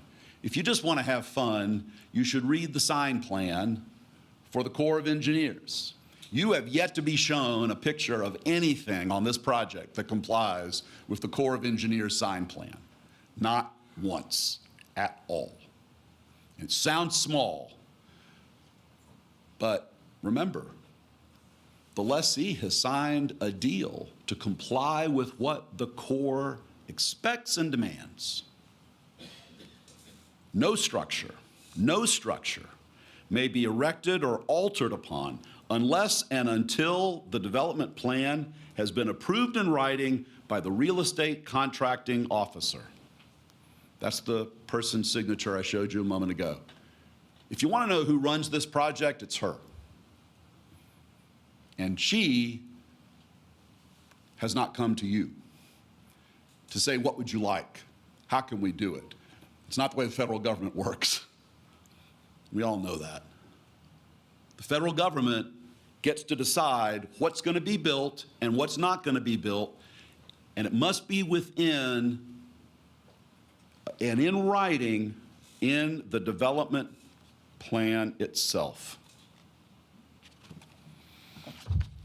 The premises may be occupied and used by the lessee or its agents, sublessees, assignees, or transferees solely, this is what you have to use the project for, solely for the conduct of business in connection with recreational development of the premises for the general use of the public, not subdividing it and selling it off. It must be solely for the conduct of business in connection with the recreational development of the premises for the general use of the public. I don't know how it is at your house. Anybody's welcome, but I lock the door. My house is not available for the use of the general public, and neither is yours. What is the development plan? I'm going to show it to you here in its entirety. I have it in the document, the notebook for you. This is the first page. It's a title page, Exhibit C, 5-year development plan. This is the entire second page. That's the development plan. It is in 5 phases. You have not been told about a project being built in 5 phases. You have imagined, Councilman, I heard you reference at one of the previous meetings the need for jobs. Well said. But if you look at this development plan, you won't see jobs appearing until year 5, phase 5. Why would you do it in phases? The contract actually says, the contract makes it a requirement for the developer to build phase one. And you would see phase one, if you looked at it in detail, requires all utilities to be brought to the site, grading to occur on the site. In other words, all of the infrastructure investment to be made on the site must be made in year one, along with 186 wet slip spaces, not 250. A total of 126 parking spaces will be built in phase one. And an access to the site via Douglas Bend Road will be part of phase one. And after that, it's a fuel island, some above-ground storage tanks, restrooms, pump-out stations, shower facilities, and air pump statements. And that is phase one, all of it. You will see when you read the lease that after phase one, the Corps may determine that market conditions don't permit or don't recommend building any more. The Corps holds that discretion. And you've seen many, many lovely works of art and concepts and pictures. But if the Corps decides, as I think every marina owner presently on this lake near Gallatin has told either the Corps in its public comment section of its work, or you, any new marina is going to struggle for business because every marina on this lake right now has lots of capacity. So the Corps will have it in its abilities. Let's go through the phases. I mentioned the work to be done in phase one, the grading, the utilities, 186 boat slips and 126 parking spaces, not sufficient to meet your requirements for parking spaces.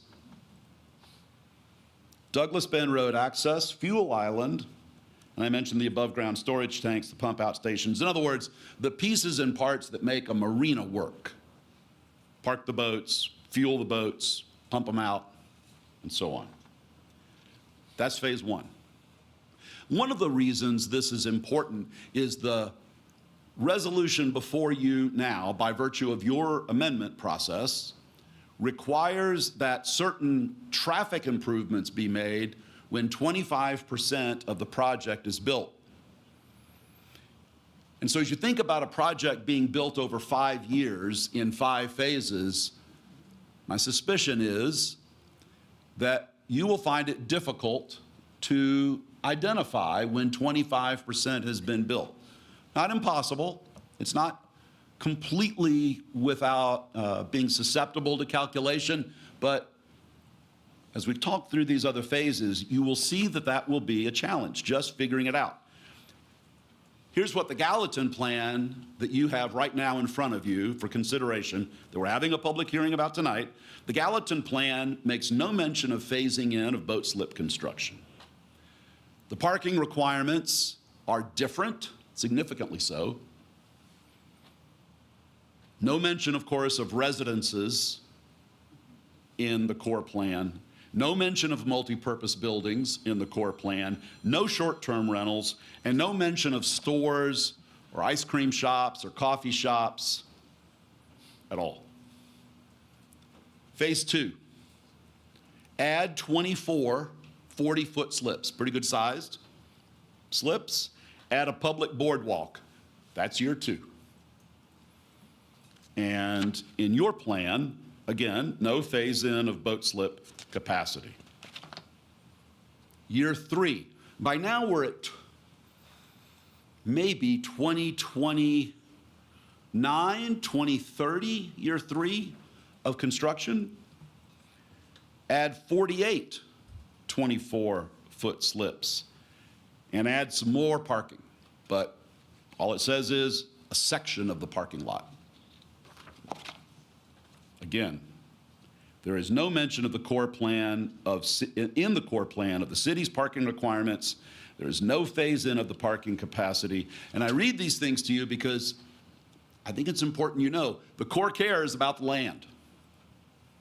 The Corps is defining the development of this project past year one principally by what happens on the land, not just boat slips in the water.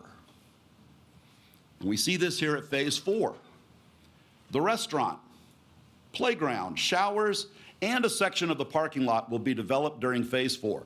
That's the entire development plan for phase 4, and it is all land-based. By the way, that restaurant's not the same scale or size that's in the Gallatin plan.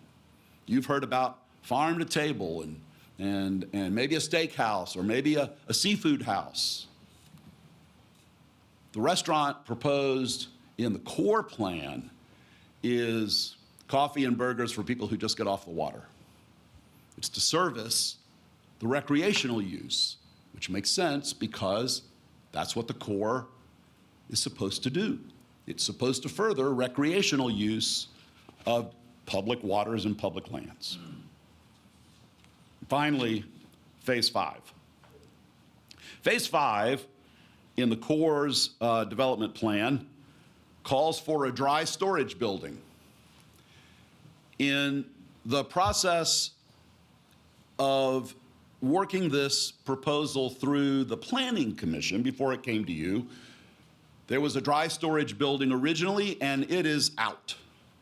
The Planning Commission took it out. There was a pavilion to be added in phase 5. That's out. And then it says remaining section of parking spaces added, 2032, I think we're at by now, 2031. And finally, improvements to the parking lot by the existing Station Camp Creek boat ramp. As you know from the conversation around the traffic plan imagines an important purpose for this existing boat ramp. It's the only way to get a boat in or out. But the improvements to that parking lot are not to be done until the 5th year. What's in the Gallatin plan? Well, the dry storage building, as I mentioned, is no longer in the plan. Neither is the pavilion. There's no phase-in of parking requirements and no delay to the Station Camp Creek boat ramp improvements. You have been shown many times an image of a restaurant called Foxland Marina Seafood with a big bright neon sign. And to the Planning Commission staff's credit, the Planning Commission staff has said, that's not actually in our sign ordinance. You can't do that. And one of you asked the developer, and he said, I like the sign. The Corps is quite clear about this, reading from Exhibit D to the lease agreement, which is their sign guidelines. This is what the developer signed off on. Neon lights will not be permitted. The sign should be of a simple design that is appropriate to the environment. Now, why am I reading this to you? Why does anybody care about a sign? It's only because it's been shown to you every single time. Thank you, ma'am. Why is it being shown to you if you and they can't build it? Why are you being shown designs and projects that contradict this plan? I don't know the answer to that, but I submit it's an important question for you. The signs must be ground mounted. If you've been to a national park or a Corps of Engineer campground, you know what I'm talking about. It's a sign about this tall. It's got to be mounted to the ground. These guidelines are intended for commercial for-profit leases as well as public nonprofit leases. They apply to this project. Modifications to the development plan, I'm reading to you now from section 5D, must be approved in writing by the Corps prior to the implementation of the change. The Corps may, however, agree in writing to an extension of time for providing the facilities and activities in the development plan, or may waive the providing thereof for other than those specified in the first lease year, whenever, in the opinion of the Corps, the public demand does not reach the anticipated level at the time stated. The Corps is an economic actor in this project, as you would expect a landlord to be. The Corps is not a distant entity. It's not like the EPA that's going to sign off on a permit and wish you luck. The Corps is a present landlord that has and withholds to itself the ability to decide what and what is not going to be built and when. We've given you a copy of some of the language on rates and prices. And I say this just as a person in the room old enough to remember price controls as a means of trying to control inflation. My memory is they did not work. But the Corps says in the lease in Section 8, the Corps shall have the right to review rates and prices charged by the lessee or sublessees. They shall be reasonable. They shall be comparable to rates charged for similar goods and services in the area, and the Corps will determine and may require an increase or reduction when it believes it's necessary. A very active economic participant in this project. So much so that in Section 19 on subleases, the Corps says, without prior written approval, lessee shall not sublet any part thereof. I want to talk to you last about the condominiums. We reviewed and received as part of the exhibits that came with the lease a proposed budget for construction broken down by phases. It was difficult to read because a significant portion of the document was blacked out, was deleted by the Corps. They didn't show us what each year's number was for each phase of the project, but those numbers are in there. What we learned, though, is we could see the column of items that constituted the budget, what they were. Two caught our eye, and they were in red at the bottom of the column. One said additional land to be acquired, and the other said hotel. Now, there is no hotel in the development plan approved by the Corps, but it's mentioned in the budget submitted to the Corps that is an exhibit to this lease. Moving from that to the condominiums you have been shown, Section 19G of the lease agreement says, the lessee will not subdivide or develop into private residential development. The lessee will not subdivide or develop into private residential development. Those are the exact words of Section 19G. And when we saw those exact words, we began to ask, is there someplace else that this language may come from? Is there some reason this is in this particular lease, maybe? Or is this a common approach? And indeed, it's a common approach of the Corps of Engineers. Reading from the Army's regulations, 36 Code of Federal Regulations, Section 327.22. The headline on the section is unauthorized occupation. This is what federal law says.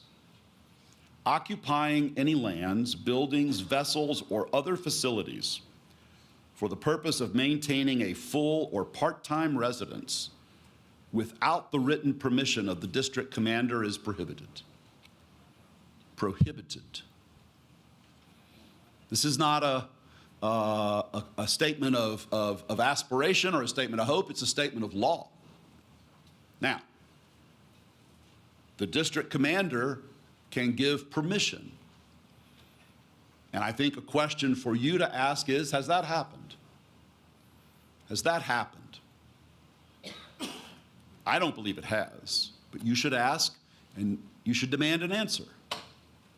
Because unless that permission has been given, maintaining a full or part-time residence without the written permission of the district commander is prohibited. The Corps of Engineers is deeply interested in what happens on the land. It is part and parcel of the lease, without which this project cannot occur, without which this project cannot give rise to a marina. I know I've taken far too much time, but I must tell you, when we got this document last week, I was startled by what I read because it was so different from the conversation that I had been a part of. It's certainly different from the conversation that you have been a part of.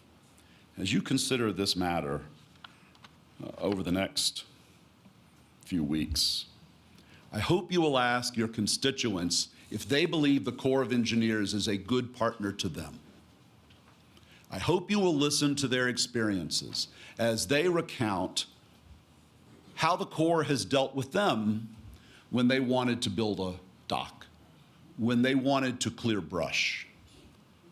I have yet to meet a person in Gallatin, Tennessee, who lives on the lake, who doesn't have a story about an active, aggressive Corps of Engineers.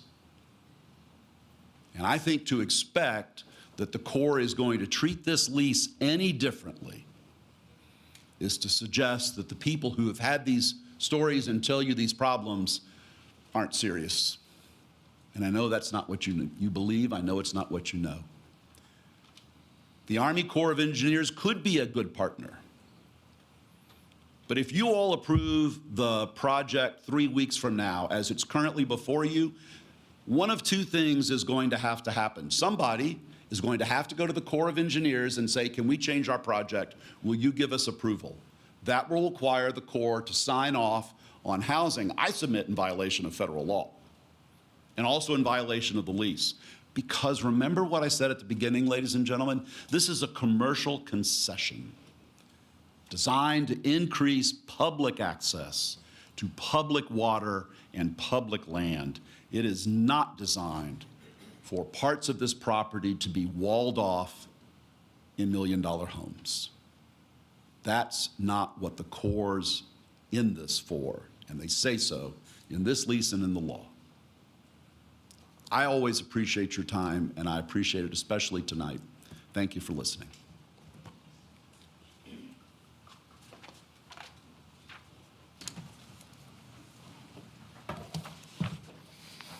Good evening. My name is Joe Godfrey. I'm with Godfrey Development Group, 1643 Nashville Pike, Suite 100 in Gallatin. And good evening, Mayor and council members.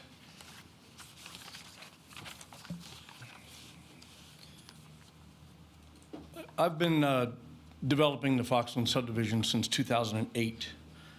And I'm just here to verify some of the things in the past, which has occurred throughout the approval processes and the things we've been through with Foxland. And I'd like to give you an overview of those items. In 2007, the master plan for Foxland was already done, and part of that was to improve Douglas Bend Road. And so the old Douglas Bend Road was a small 2-lane road, couldn't handle much traffic. The developer had to completely rebuild Douglas Bend Road just for Foxland. They put in the 2 lanes, rebuilt the whole thing, moved it, built the Foxland entry, and with that entry is even an access point to get to the marina property. In 2008, I worked with the city and designers, and we submitted for the approval of this project, which you've seen, which is the 300 condo units. It has some retail, and it also has the marina component and the marina parking as well. And this was back in 2008. in 2011, this is the master development plan for Foxland back in 2011. I just wanted to point out a couple things on here. One is that this entire project is part of the master plan. Second is that the title of the condos is the marina front condos in the development plan. In 2016, we recorded the project into phases, and the tract of land right here, which is part of the land of the approval for this submitted project, had the capacity for up to 210 units. That was done in 2016, and the unit table is right here on this recorded plat. And then as early as 2020, as we were going through the process of phasing everything out, this is from 2020, just 5 years ago. And on here, it has the project that was to go here of up to 210 units. It also included in this table right here, which is the maximum height of 87 feet and maximum number of stories of 5 stories. There's just a few things I want to point out is that we've been working on this since 2007, really, is when they did Douglas Bend Road. This whole thing has been being built out. All of Foxland developments have been being built out with the anticipation of the condo and marina project. So everything I was doing all through the whole project, we retained that land up front. And I started with the development of the condos on the east end of this property and started working our way through. And so the intent was to keep going, and which is what this project is doing. It's continuing on to the other project, but the same product type that we were doing in the past, and actually less units than we originally had approved for it. 98 less condo units. It already has the approval for up to 5 stories, the 87-foot height. The master development plan for the entire Foxland neighborhood was 848 units. With the addition of this project, it'll come in under that by almost 100 units. And the other thing to consider is that everything we've done there included this to be built. So when Foxland was, when Douglas Bend Road was improved, it was for the anticipation of 848 units. All the money, time, planning, traffic, everything that was done back then was so that 848 units could get built in Foxland. And so this is just the final piece of what was planned all the way back from 2007. And so I just wanted to emphasize the fact that this isn't something trying to get pushed in or added in to Foxland Harbor. It's something we've worked on for years and have spent a lot of money, time, and already had approved, and it's coming through as a new project in a master plan of a project that was approved for the number of units, types of buildings, heights, everything that's there. And I personally would like to see Foxland built out as it was planned to be built out with the condos and the marina. It would be a fabulous project, great for Gallatin, great for this community. Thank you very much.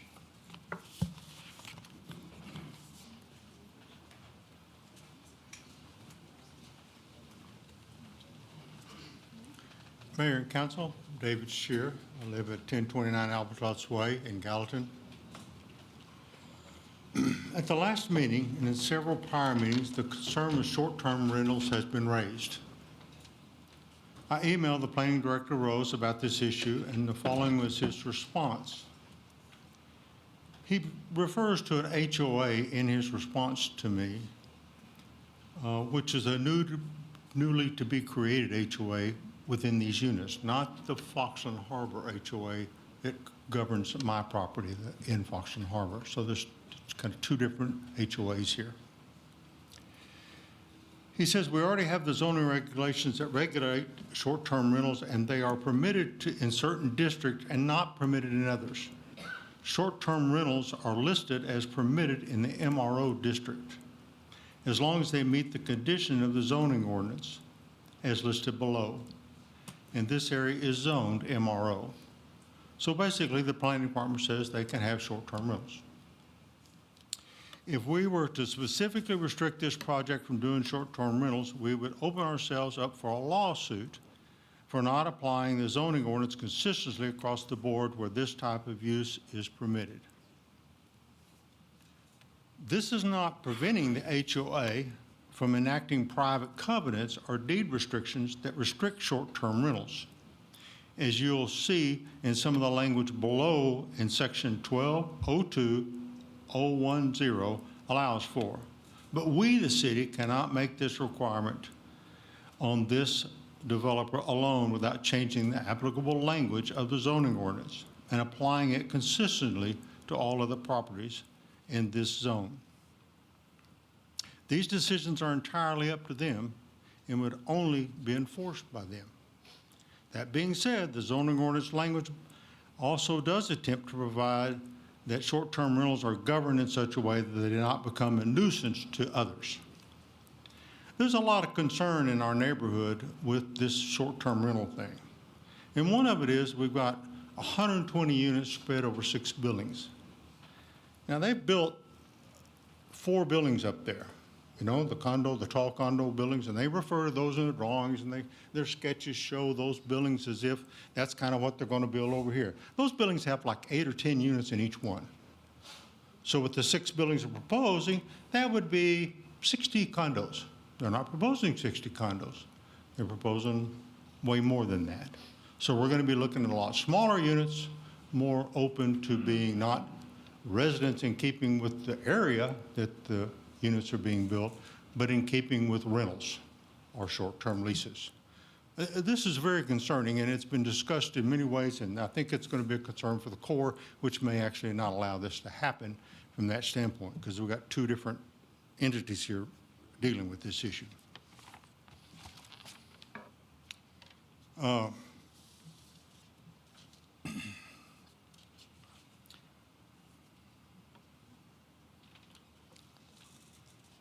I and others have asked along the way for no storage of boat trailers on this property. I'm a little confused, and I talked to Director Rose about this issue. They have a section in what you're looking at approving, no outdoor storage of materials will be allowed in parking spaces adjacent to Foxland Boulevard or Douglas Bend Road. Now, Director Rose says to me that that includes boat trailers without a vehicle attached. So I went back and asked Director Rose, is this just the row of parking along the roads? Yes. So you could store boat trailers all over the rest of the lot, but you can't put them along the road. And the parking spots right behind the road is actually behind a little wall that they're going to build, so you won't see them anyway. So it's very confusing about this. I don't really understand when you have a requirement for so many parking places for what they're proposing, and then you would allow them to store empty trailers in those parking places, taking up that mandatory parking spaces that are supposed to be used for the residents and for the visitors and the commercial people using the dock facilities. And I think there's some clarity that needs to be made with that. We, of course, do not want to see an ocean of empty boat trailers like you see at Gallatin Marina. Drive by there today, drive by there any day, and before you even go down the road to Gallatin Marina, you see a whole big grassy area that's covered with boat trailers. We don't want to see that empty boat trailer thing out in the front of our neighborhood. So I think that's an issue that needs to be clarified, and the Director Rose and others should address that issue with you, and it should be part of your deliberations when you get into approving this matter, whenever that occurs.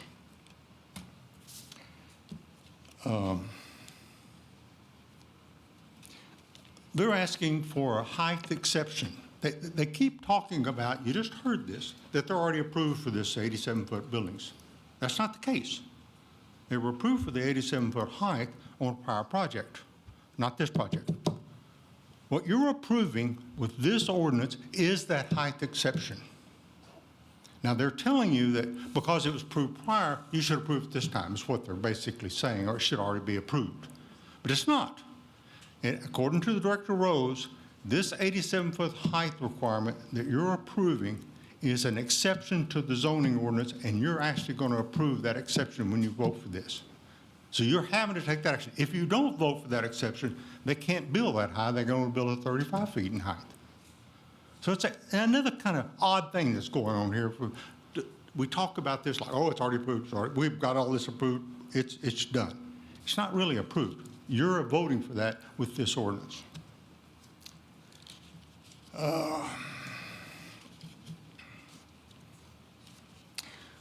Traffic improvements. I've asked your city engineer. I was the first one to raise the issue with the traffic coming in about the existing launch ramp. At that launch ramp, you would never approve a launch ramp with this many docks to be used for this facility that close to this intersection. I'm talking about with Nashville Pike and Douglas Bend Road.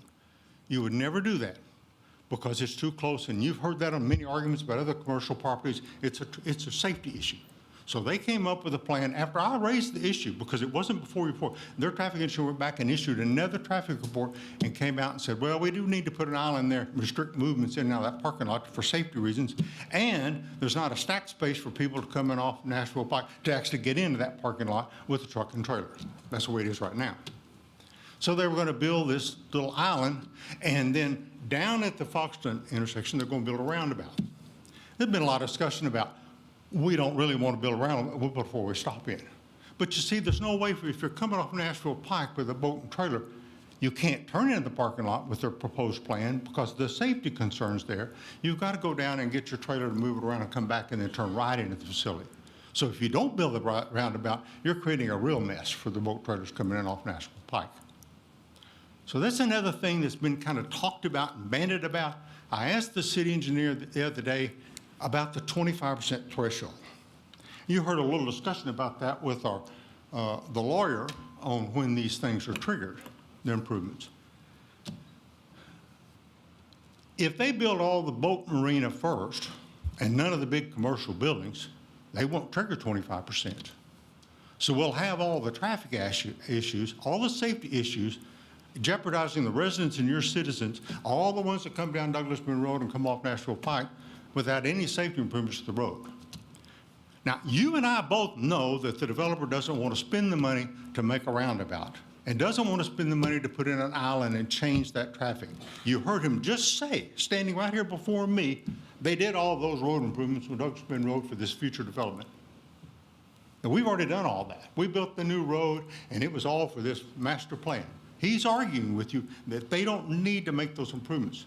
But you're going to leave your city open to a terrible safety hazard if you allow that to continue like it is and not have these improvements made. And I've asked repeatedly to have the 25% threshold affect dock spaces. Once 25% of the docks are in place, they need to have the traffic improvements in place, whether they build a condo building there or not. At least that's an issue that I think you should really think about and talk about from a safety standpoint for your residents. Let's see.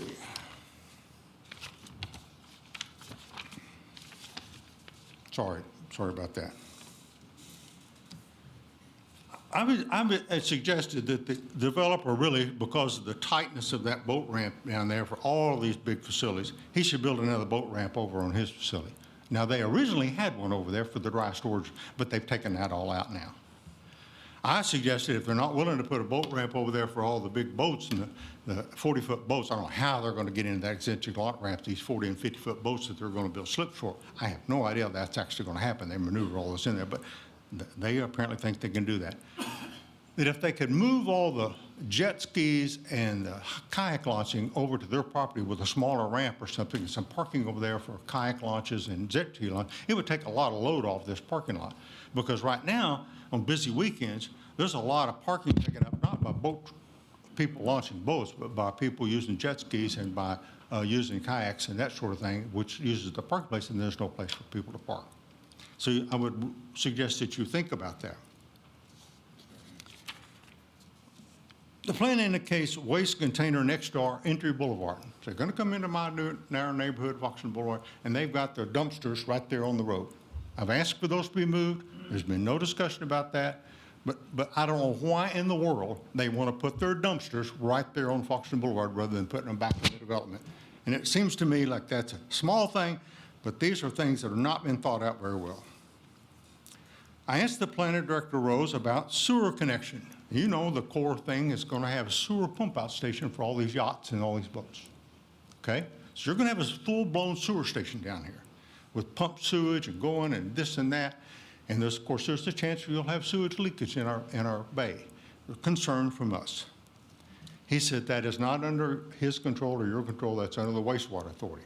I suggest it is. I think before you approve plans, you approve development, you should have the sewer department in here talking to you about that and understand how that's going to work and how that's going to be handled so you understand there's not going to be a safety concern or a pollution standpoint for your bay, for your lake.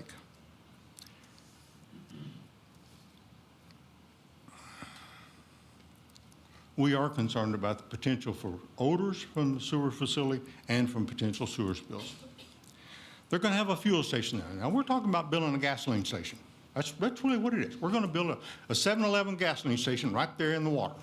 And we're going to have fuel tanks up there on the land and pipes running out there. I asked Director Rose about that, about the controls and the fire and the different things. That's not under our control. I don't understand why it's not under control. He says it's not under your control. I'm suggesting that you understand more about that and what's involved with that from the fire standpoint, from the fuel leakage standpoint, from contamination into our bay before you vote on this project. You've not had a discussion about that. You should have those discussions, just like with the sewer thing.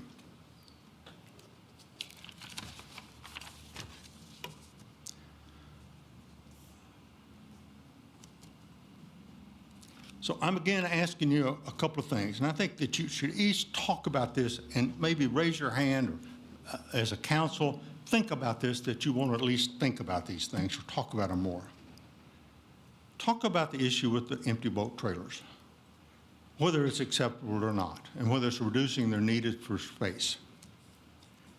We sure would like not to have those there, and I would hope that you would have some conversation about that. I've asked that the docks at the existing launch ramp be removed and be moved. The developer, I can't mention his name anymore, I guess, but he indicated that they were talking about moving those once the bridge work gets done, and that'll be in a later phase anyway.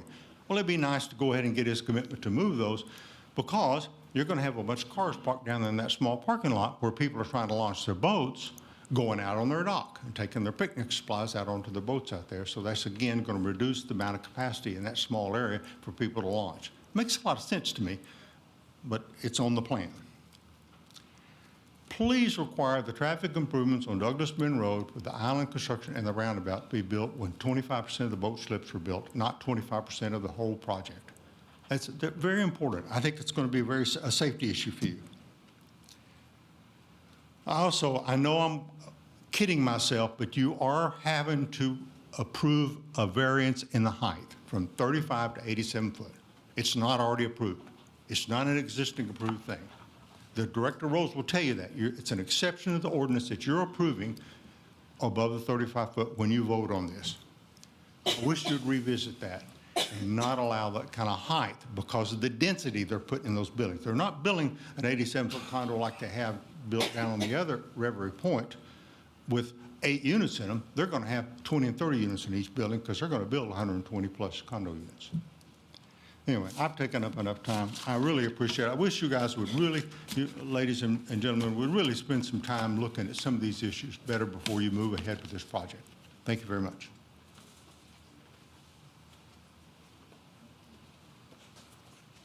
Thank you, Mayor and council members, for letting me come up here tonight.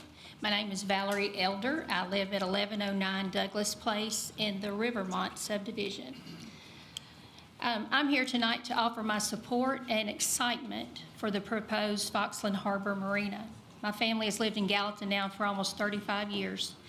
Over that time, we have seen acres of farmland being taken over by multiple apartment complexes, causing our neighborhoods and roads to be more crowded. Growth is inevitable, but I worry more about packing in more apartments rather than building a beautiful marina that in turn will increase our property values, and something that all ages will be able to enjoy the completion of this marina. It will be a welcoming place not only for boat owners, but for non-boat owners as well. With the inclusion of trails, restaurants, shops, and outdoor activities, we will be able to enjoy the scenery of our beautiful lake as a backdrop. It will provide spaces that brings us all together as a community, as opposed to apartments that pushes us apart. The marina can enhance access to the lake while still preserving what makes it so beautiful. It is important to take care of our environment, and I am encouraged that the developer, along with the City of Gallatin, has been and will continue to be thorough in protecting the wildlife and water. Based on community feedbacks, surveys, the hotel and dry storage have been removed from the plans, boat slips reduced by 200, and condo units are down to 112. I believe in this developer and have complete confidence that he only wants what's good for our generation, but also for our future generations of Gallatin. Thank you for your time.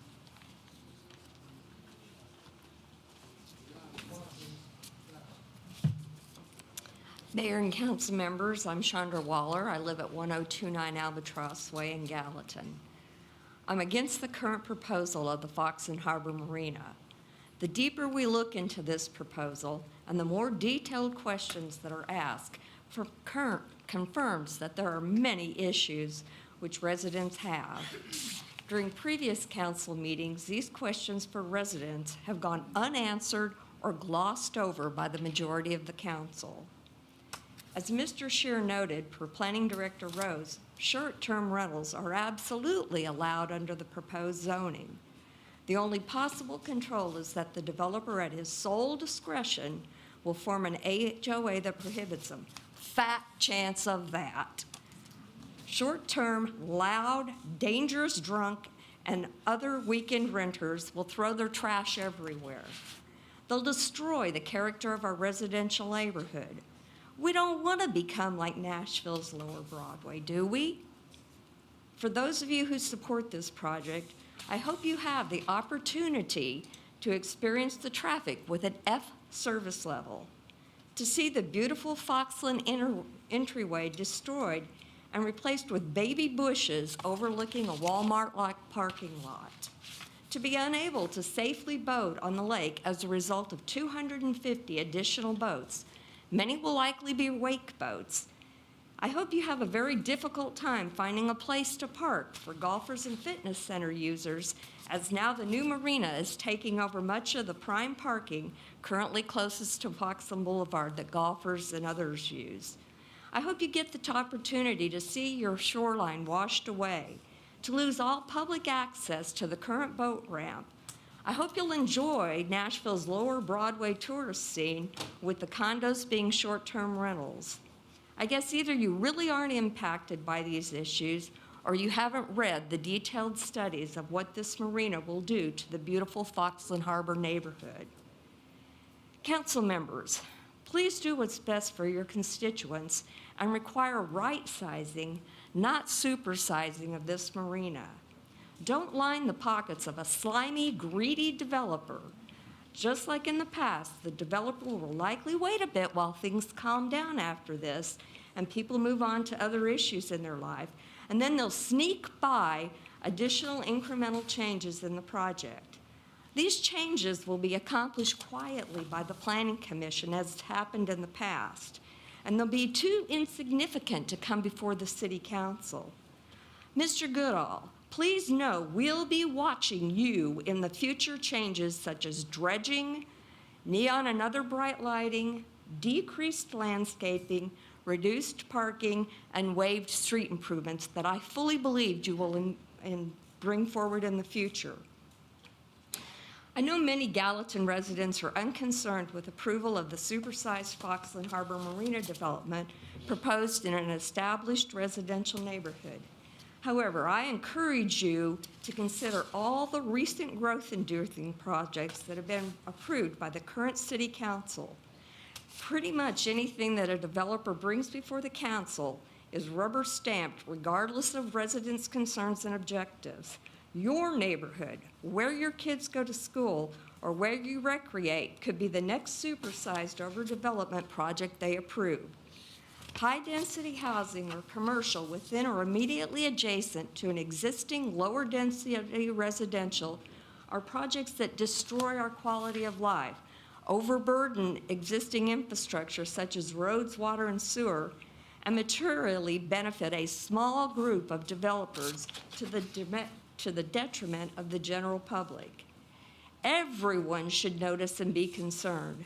This is not just about a supersized marina and a single greedy development. It's about a city council that approves any and all overdeveloped projects in our neighborhoods for whatever the many greedy developers ask for. Vote these pro-development, developer-loving mayor and council members out of office. Elect representatives that are ethical, thoughtful, and concerned for what the community and its residents want. Vote for what used to be a Gallatin, a great place to live and raise a family. Vote for the folks who will represent your desires, not that of developers. Vote against those that are beholden to slimy, greedy developers. We all deserve well-considered projects with adequate infrastructure and council members that actually listen to their residents. I'm of the opinion that most Gallatin residents are against the rubber-stamped overdevelopment being approved by the majority of council members and the mayor. Vote them out to protect the Gallatin way of life we all enjoy and cherish. As a reminder, over 1,500 persons signed a petition against the currently proposed Foxland Harbor Marina. I, and many of these folks, will actively campaign to ensure that the current mayor and any council member voting to approve this monstrosity will never again hold any public office. I would remind you all, please don't use any individuals' names. There's no need to disparage individuals. How y'all doing? My name is Keith Willis. I live at 507 Geneva Drive. Thank you, council, for hearing what I have to say. I know y'all have a very difficult job, and I thank you for your service. I'm a third-generation native Tennessean. I've lived here all my life. And my father before me lived here his whole life. And I've seen a lot of change over the years. My father told me that he used to rabbit hunt where Rivergate Mall was built. So trust me, I fully believe that this land is going to be used for something. And I think what we have to decide is for something that will be we're proud of and a fantastic addition to the area, or are we just going to build something there, right? I think the developer, as we've been calling him, my mother would tell you that actions speak louder than words. I think all you need to do is go to either Foxland or Fairview and see the action of what he's done. Got a lot of prophets here that want to foretell the destruction of our neighborhoods, but I've traveled a lot. I'm college educated and I've been a lot of places, and I can tell you that Foxland and Fairview are as nice a place as I've been. And I think that the developer will continue that legacy. I don't think he wants to be known as a guy that's built a slumlord. He wants to be known as someone who's grew up in Gallatin and made it a better place to live. I would love to live in the condos. In fact, I will probably buy one if they're built. I think the convenience of lake access, the ability to play golf, have some retail, and restaurants right there is super convenient and is unique to this area, I think. It's like a resort. Who wouldn't want that? But I think I encourage y'all to approve it. I think it'll be something that we'll all be proud of. It'll be really well done. I don't think that he's going to destroy the community. It's the last thing that he wants to do. And I appreciate your time and thank you for the hard job that y'all have ahead of you.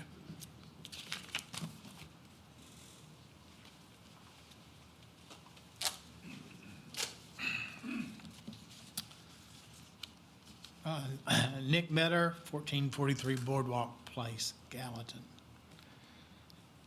Questions remain on the Foxland Marina project building height exceptions.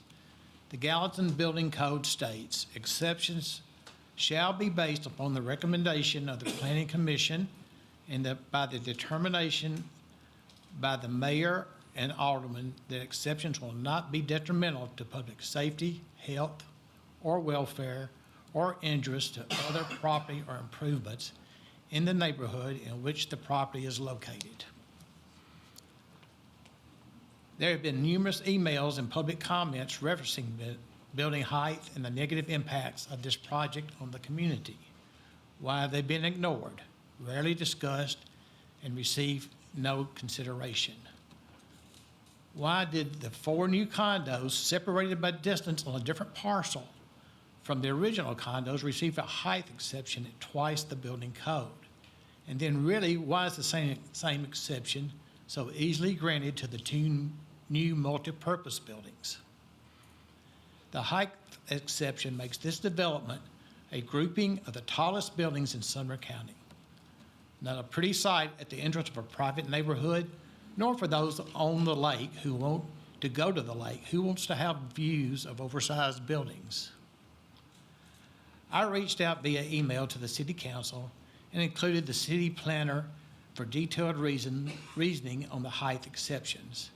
And I also to the fire department chief to see if emergency responders are trained to have the proper equipment to respond to a catastrophic event at such a group of buildings of this height. Can you believe that neither the city planner nor the fire chief responded to my inquiry? Doubling the building code height is not reasonable. Foxland Harbor, the adjacent community, and really the citizens of Gallatin expect some assurance that emergency responders are trained and have proper equipment to respond. I think there's probably like 8 questions in there that I wished you would ask and find out the answers to. Traffic, building heights, short-term rentals, parking are still major issues. The developer and his consultants keep telling the city council that those expecting solutions that these issues are not a problem. Yet, we have not seen any committed traffic modification plans. We haven't heard of any short-term rental guidelines or restrictions. Doubling the building code height is a questionable exception. Using remote parking on the other side of the private grasslands clubhouse is a weak long-term parking plan for such a large public project. Even though Old Hickory Lake is one of Gallatin's and Sumner County's biggest assets, we have heard the developer's consultants chastise the city council and those making public comments for discussing lakeside issues. To be clear, economic development is important, but right-sizing that development and protecting existing neighborhood and Sumner County's lake access must be a priority.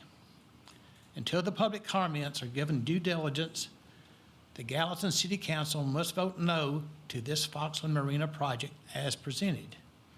I encourage the developer to step up with a well-thought-out long-term solutions to the public issues and present a plan that is economically sound for his investors, enhances Gallatin and Sumner County, and eliminates the negative impacts to the existing neighborhoods. Right-sizing this project is still possible. Thank you.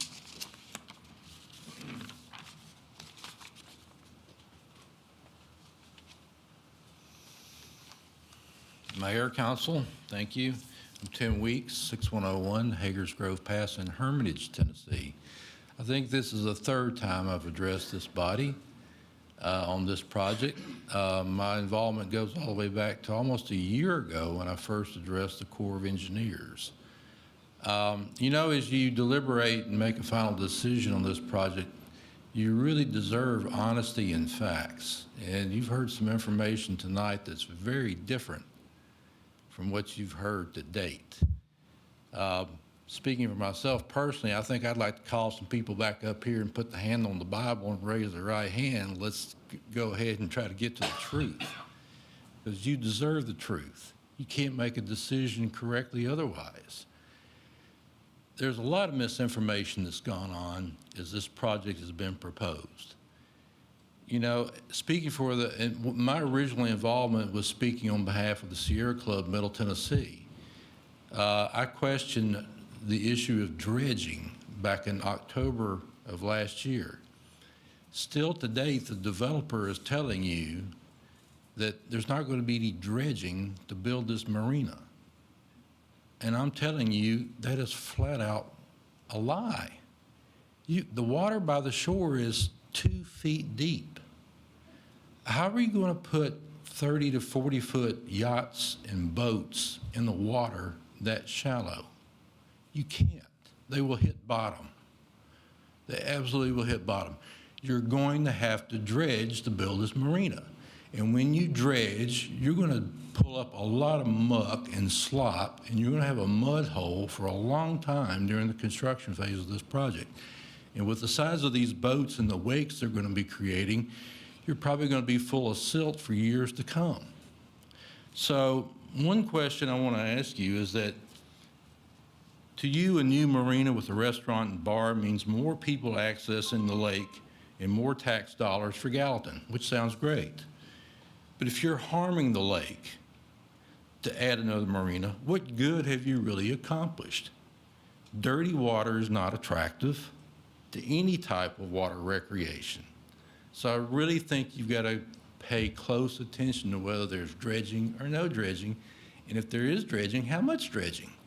Someone needs to tell the truth on that issue. The second issue that I wanted to speak to, now I'm wearing a different hat. I came to you and spoke on this recently, the last time I was here. I'm a member of the Coalition for Nashville Neighborhoods. We fought Airbnb in Nashville tooth and nail when Councilman Larry Hager brought limitations to short-term rentals in Nashville. Now, every community or in this area seems to have slightly different regulations on short-term rentals. Brentwood is very strict. Hendersonville can be very strict. Nashville, it depends on what zoning area you're in. It depends on whether it's a owner-occupied or non-owner occupied. It gets a little bit complicated. You guys kind of have your way of dealing with it, but you've really got to look at this particular development and whether they're permitted or not. And if they are, you better find a way to deal with this up front before they're built, if they're built. I wanted to remind you specifically that even with all these regulations, Nashville continues to have problems with short-term rentals that have become party houses. This is coming to Gallatin. It's coming because short-term rentals in a condo on the lake with boats available to rent and a bar and a short drive to the honky-tonks on Broadway, you're going to be a magnet for party houses in these condos. Heck, if I wanted to invest and buy a bunch of them, I know I can make a lot of money renting out for parties. And that's what a lot of people are thinking. I wanted to tell you just recently, March of 2025, there was a home in East Nashville that suffered $100,000 in damages from a large teen party, teenagers. Other issues involve burglary, disruption of neighborhoods, and illegal activity by unauthorized guests.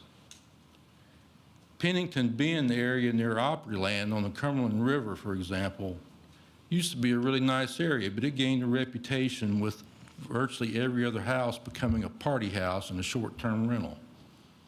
Police were frequently called due to shootings and drugs at unsupervised short-term rental parties in an area that used to be all residential. Now, you're wanting to build this next to a very nice residential area, and I'd be pretty dang pissed too. Another transient tourist blessing and curse in Nashville are bachelorette parties. Woohoo! A favorite of short-term rentals, young women flock from out of town to go wild on Broadway downtown. But it's neighbors of STRs that bear the brunt of their abuse. There's noise, street parking, and I'm sorry for saying it, but inflatable sex toys on porches and in backyards of these short-term rentals. There are common complaints from parents who are trying to shield their kids from seeing this stuff. Do you want this stuff in Gallatin? Do you really want it? Is this what you want to approve? Because it's coming. I guarantee you it's coming. I don't have to be some genius to tell you it's coming. So I'm asking you on behalf of my friends who live up here to think real hard before you approve this stuff. And if you are going to approve it, you better find a way to put really strict regulations on this because it's coming to your neighborhood. Thank you.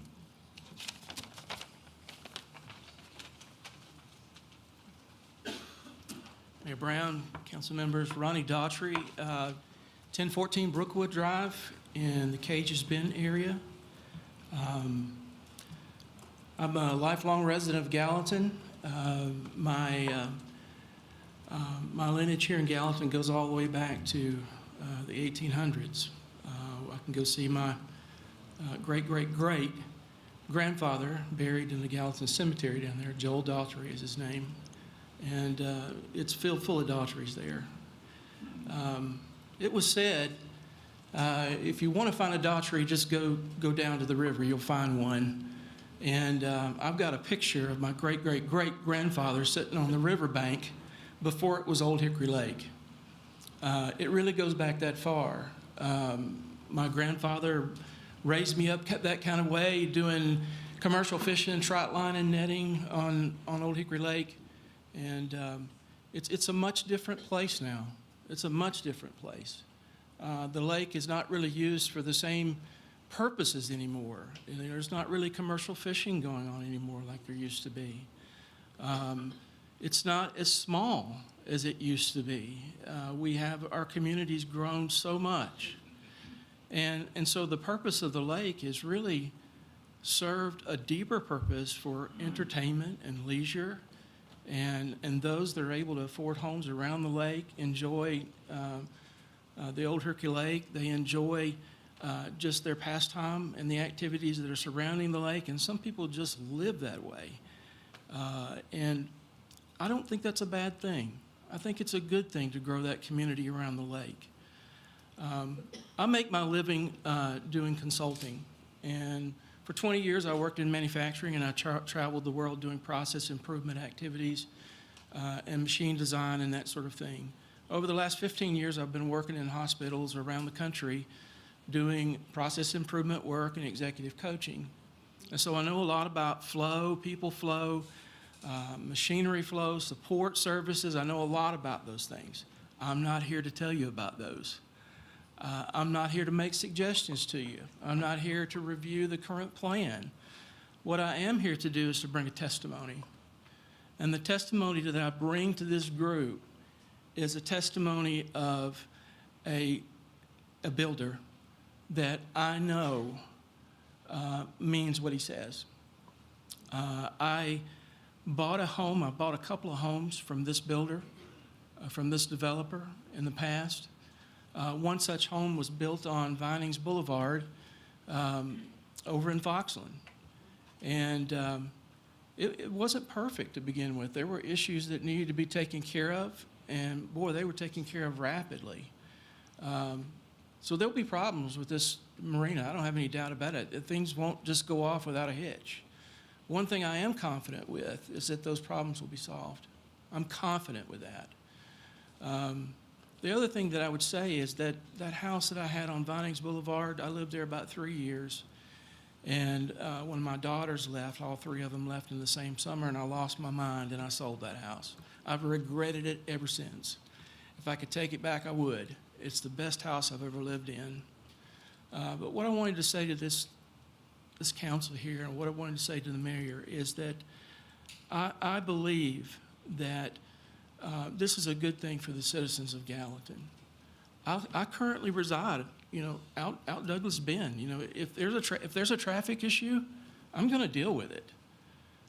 Just like all the residents in Foxland and Fairview, they're going to deal with it. And just like the residents that are coming in and out of Gallatin, they're going to deal with it. And so it's in the builder, the developer's best interest to solve those issues for the citizens if we move forward for this. And just for the record, I'm very much in favor of it. There may be an excess capacity right now for boat slips, but that is a passing thing, let me tell you.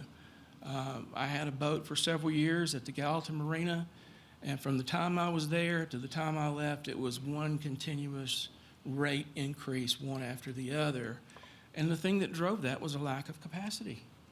And so this is the next thing for our community. I really believe it is. Those that are visiting our community are going to enjoy it. Those that live around this marina are going to enjoy it. Those that will take advantage of the amenities will enjoy it, and they can be proud to bring people in from their relatives from other states, their friends, and go to dinner there, to sit on the lake and enjoy the lake like we ought to be able to do. And so I'm in favor of this, and I'm in favor of this developer.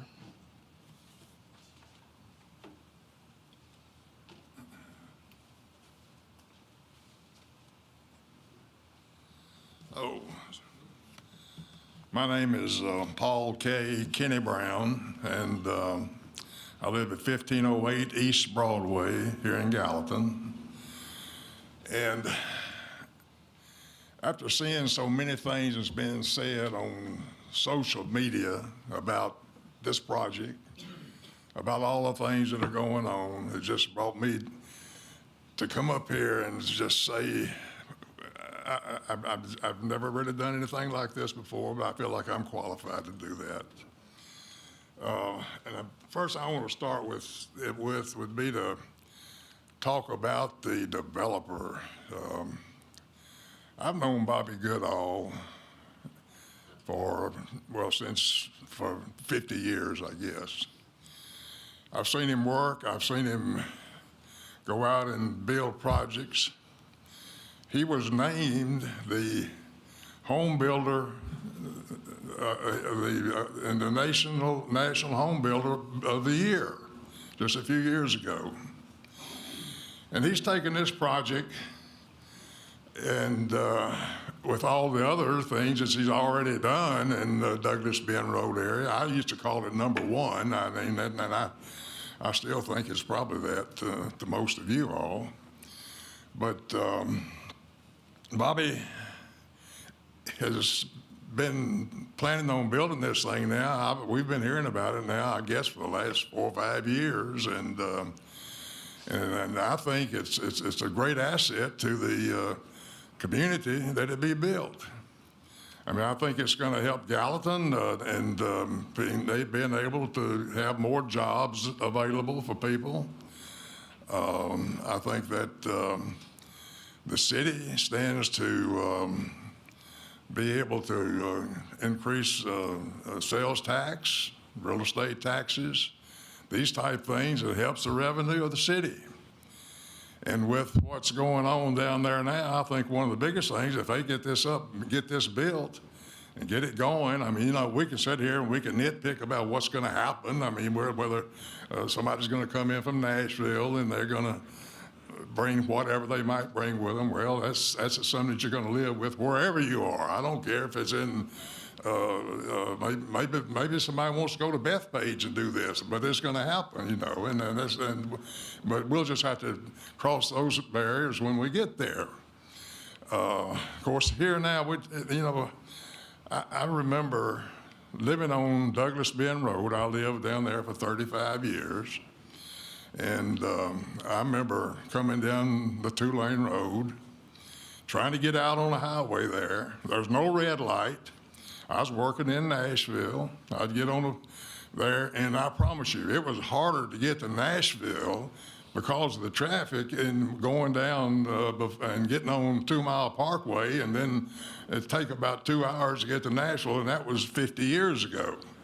And I look at that, and the people want to talk about the traffic that's being created here because of this development. Well, you can go there now, and the developer has already, I mean, it's got a magnificent way to get in and out of the place.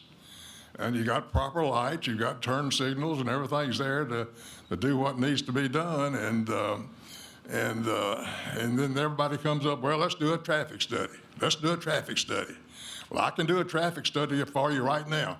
Traffic is heavy, and it's not going to get any better. And so you might well learn to live with it, is the way I look at it. And then get this thing built, and the revenue that can come to the city. I think, well, you talk about the core and what needs to be done. Maybe they can take some of this money and go across the street to that cesspool that we have over there now and get that thing built, and with some of the revenue that we maybe gotten off of the project that's been built here now. And it can go and help get over there, and they can clean this up. And these people that have the small boats or the canoes or all this type of thing, they can enjoy that and still have the marina there, have a place to live. And it's just beyond me as to why we are continually getting this stuff on. I mean, they're trying to make, it's got politics involved in it now. And you talk about the Corps, what the Corps of Engineers are going to do. Well, I tell you, with the Corps of Engineers, you can go to Senator Haggerty or one of the other congressmen or somebody else, and they can change the minds of the Corps people in about a half a second. That's about what it takes.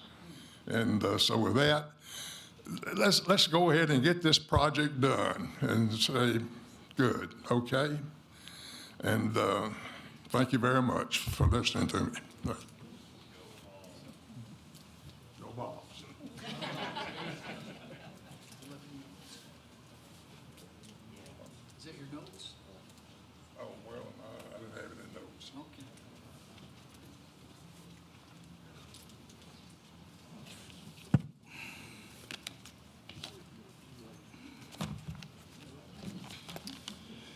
Mayor, councilmen and women, Mike Schulte, 1489 Boardwalk Place, Gallatin, Tennessee, Foxland Harbor. I do want to be a lifetime resident of Gallatin. I've been here since 2016. I built my forever home. My family's there. We love it. We enjoy it. But the way this has all come about, the way it's busted apart the neighborhood and the community and the social media, I don't know if we're going to stay, sadly. But I do want to go over a few more things as a reminder that I've spoke about before. We did a study, 290 respondents of the neighbors in Foxland and Fairview and on Douglas Bend Road. 51.38% of the respondents oppose the marina. 51.38. We had 35.17% that support it in one way or the other. 13.45 neutral. There's a 16.21% difference. Again, if this were an election, that's a landslide. Okay? Now, I can tell you, for a matter of fact, Labor Day weekend, I went out on my boat with my family. And I drove down by the condos, beautiful big condos there. And I made a little circle right in front of the ramp. Then I turned right where the nice nests are for all the birds and everything. How many times do you think I hit my prop? How many times do you think I hit the bottom? Anybody have a guess? 3 times. 1.2 foot, 1.4 foot, and 1.6 foot. I've got the studies, the depth studies, we had done and paid for. You cannot tell me that we're going to put 40-foot boats out there. Okay? This is a little pontoon, tri-toon. This is all it is. It wasn't overloaded. It's impossible. There's going to have to be a lot of work done on that lake. And we all know the pollution, the environment that's coming underneath that bridge from Caldwell Park.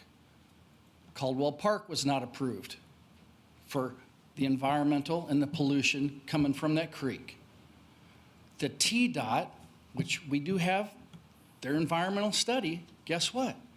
TDOT will not widen that bridge there at the entrance of Gallatin. Why will they not widen that bridge? Does anybody know?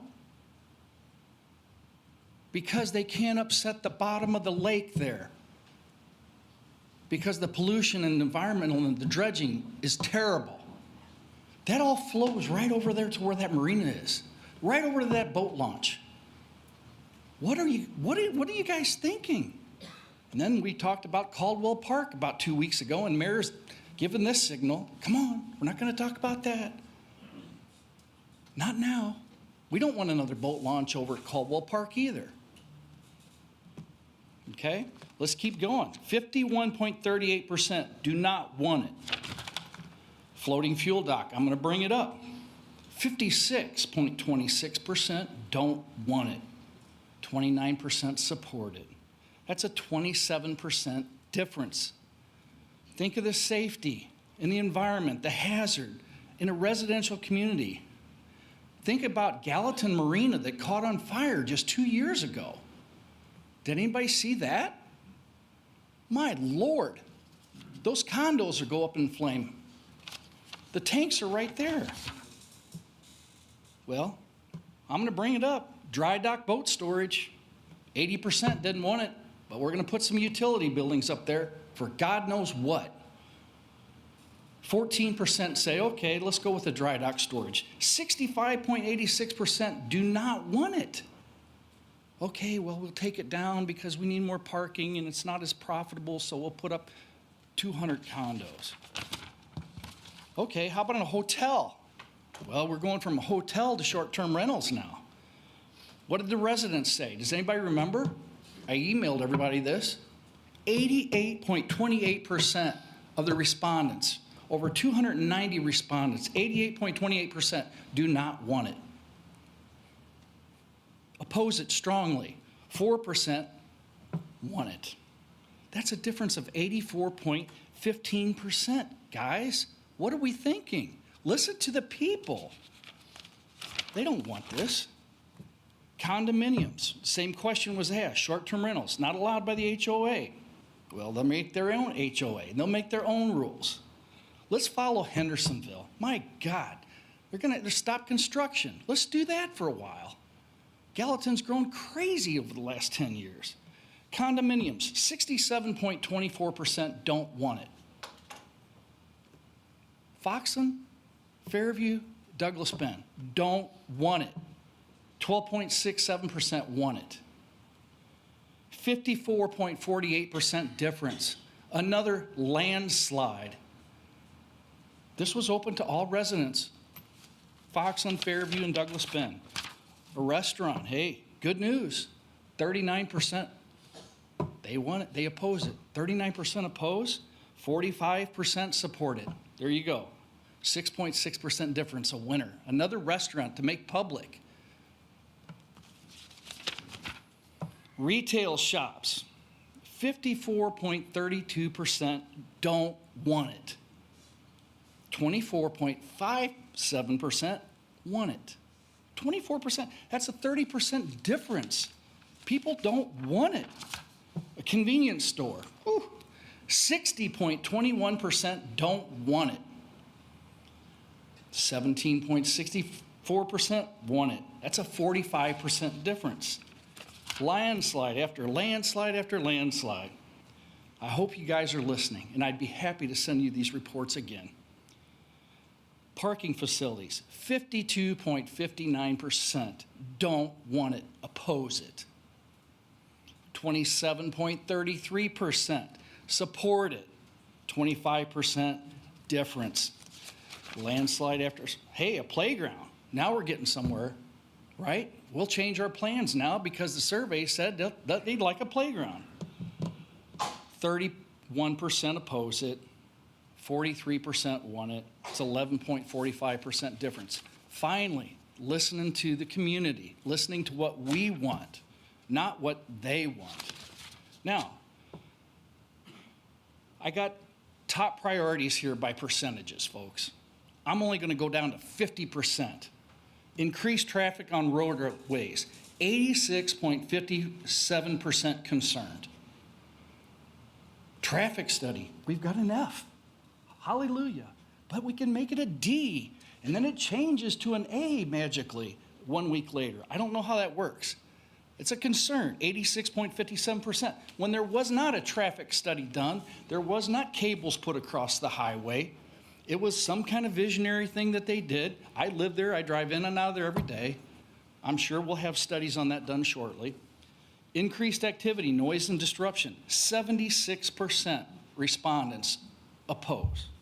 Homeowner safety in the community, 74.91%. This is crazy. Modifications to Foxland's main entrance, 73.50%. Well, we're just going to tear the entrance down and put a big old 205-foot circle in there, a roundabout. Are you kidding me? These are multi-million-dollar homes. You're going to destroy it for all of us. Impact on property values. It's going to bring a No, I live on the lake. Who wants to live on the lake when you're going to do all this extra boat traffic? The shoreline's eroding by about 2 foot a year. I got about $60,000 of shoreline erosion that I've got to fix. That's getting expensive, guys. And you're going to put more of those boats out there? No way. Developments consistent with overall vision of Foxland Harbor community, 64.25%. Environmental impact, pollution, dredging, wildlife, fishing, recreation, 54% of the people are concerned. Increased traffic on the lake, 52%, and it goes on and on and on. How important is a public waterfront access? Walking paths, parks, fishing areas. 83.99% say it's important. I know the city of Gallatin likes their bike paths going down the street. Boy, wouldn't it be nice to have a little park, little fishing area, some little walking paths instead of another apartment, short-term rental development? Do we need more of those? I don't think we do. Let me tell you what, I could read, since we have unlimited time, 190 more responses, individual people that gave me responses on that survey, but I'm not going to. I'm going to share with you a couple more things. The petition that we started now has 1,776 signatures in opposition. 1776, Independence Day. I think a lot of people would like to be independent from this mess. I have sat through all the council planning meetings, I had sit through city council meetings, and I will tell you what, this isn't a cuss word, it's been a cluster from day one. I cannot believe what's gone on and transpired from city planning to council and kicking it down the can, kicking it down the road, kicking it down the road. Oh, we trust Mr. Goodall, it's going to be great. That's not how it's going to work, folks. We're serious about this, okay? Those 1,776 people, guess what? They're single issue voters. Single issue voters. If anybody is thinking about running in any kind of political aspirations in this city or county or further on, there's 1,800 votes that are going to be voting against you. I'm here to tell you. Okay? Let me tell you about the marinas. I talk to these guys weekly. And I know you don't want to hear about the marinas because you're not friends with the marinas, is what I hear. Well, guess what? Their fuel sales are down 45%. They don't rent boats anymore. There's no demand for it. They have open slips available. They have the opportunity from the Corps to add more slips instead of tearing up our beautiful homes, our beautiful entrances, our streets. That's all available.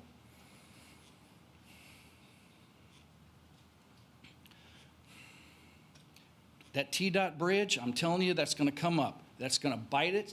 That's going to bite it. We've got the study. It didn't pass. They can't widen the bridge because it can't touch the bottom. Well, guess what? You can't touch the bottom over there below those condos either. And you can't touch Caldwell Park either. You guys got a problem. Environmental dredging, shoreline deterioration, the pollution. I'm going to tell you what. I guess we can just move to Colorado. I stood there and heard that. There was 400 people in that room over at Foxland Harbor, and we were told by the developer that if we didn't like it, we could all move to Colorado. I was told by the developer, if I think my property value is going to go down in front of a crowd of people, he'd buy my house for me today. You know what he offered me for my house? $300,000. You know what my house is worth? $2.5 million plus. And I can move to Colorado, and I'm being respectful as I can be. Guess what? He also told us he's going to put in there whatever he wants, 400 of us. If we don't let him do what he wants to do, he's going to put in an old folks home. He's going to put in a gas station. He's going to put a junkyard. And I've got it all recorded on my phone. Is this who we want? Do we want Gallatin or do we want Goodallville? You guys decide. There's a lot of people that are concerned. I can't believe that we can even vote on this because there's so many open issues for the last several weeks, and I've heard them all. I'll be praying for you guys to do the right thing. As I've said 10 times, and people are starting to repeat it, we're willing to right-size this thing, just don't supersize it. Right now it's supersized. Let's be smart. Thank you. Right now, we're going to take a recess for 14 minutes. We will reconvene at 9 p.m.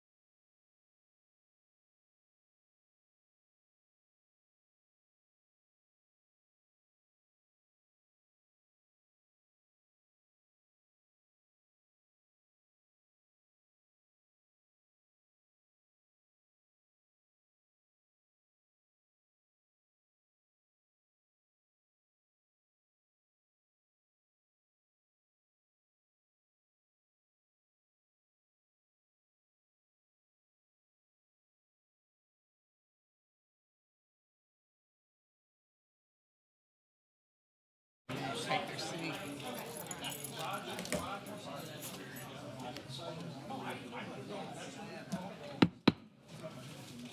Ladies and gentlemen, it's 9:03, and we are going to reconvene this meeting and reopen the public hearing. And we're not going to read it again. We're just going to let that gentleman at the podium start. Thank you very much. My name is William Peterson. I live at 360 Sunset Island Trail. I've lived there for 40 years. I thought it was amusing, the gentleman that was up here from Godfrey Construction talking about the improvements of Douglas Bend over since 2007. I've been there for 40 years going up and down that road. I didn't see a tremendous amount of difference, but he might feel differently. The gentleman spoke before me, and then I think there were two gentlemen before me, spoke about the need for dredging. I was there yesterday with my son and my grandson. We were in a 20-foot boat. We dropped the outdrive, and we hit mud, just churned up mud, 2.5 inches deep.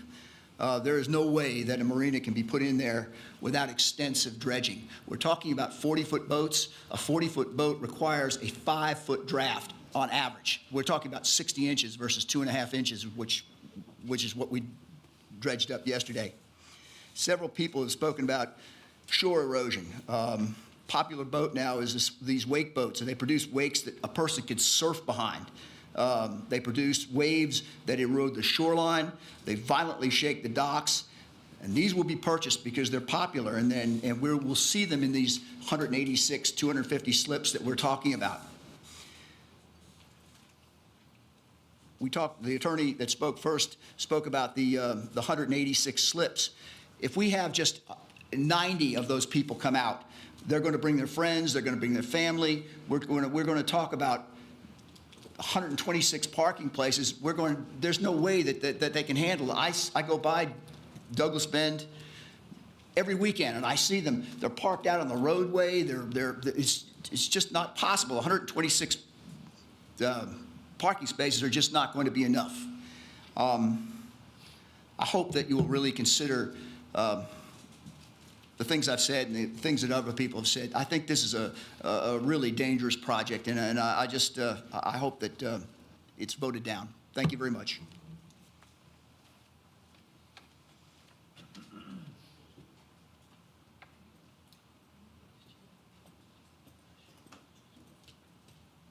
Mayor, members of the council, my name is Tom White. I'm an attorney with Toon Hendrick & White in Nashville.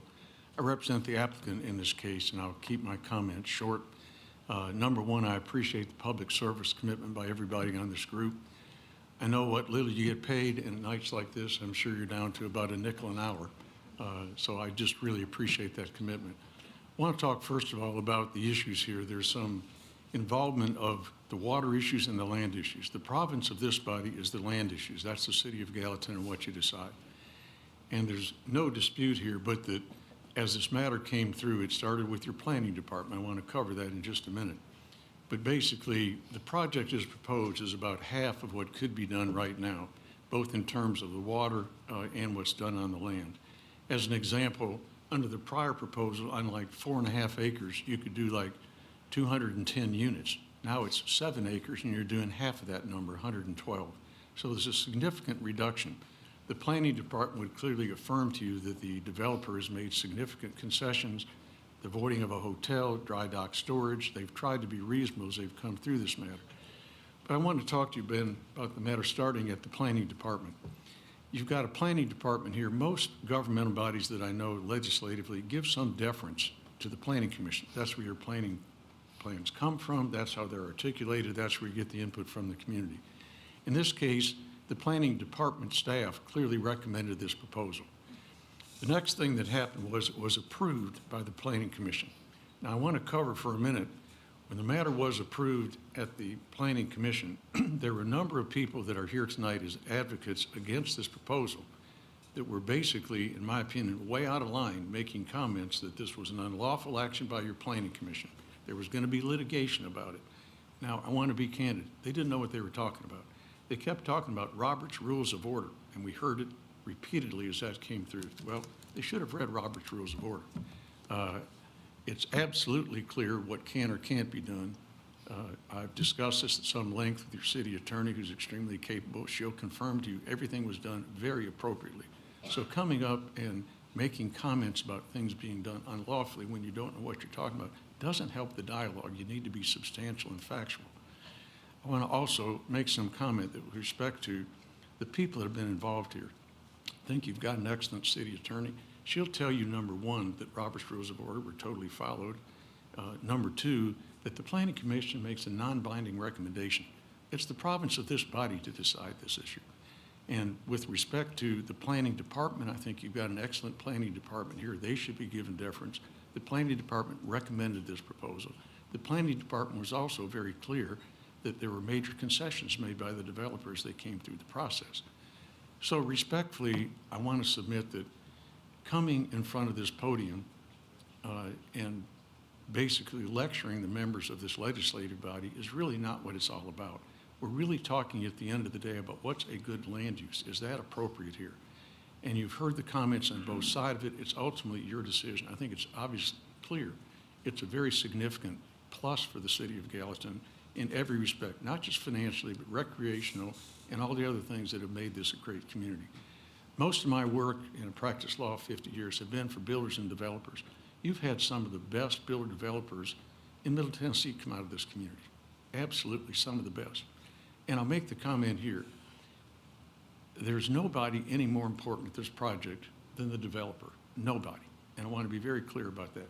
Everybody's had home builds. I heard some people come to this mic tonight and say, I had some issues with my house. That's called a walkthrough, where you walk through the house, what are the problems, you do a punch list.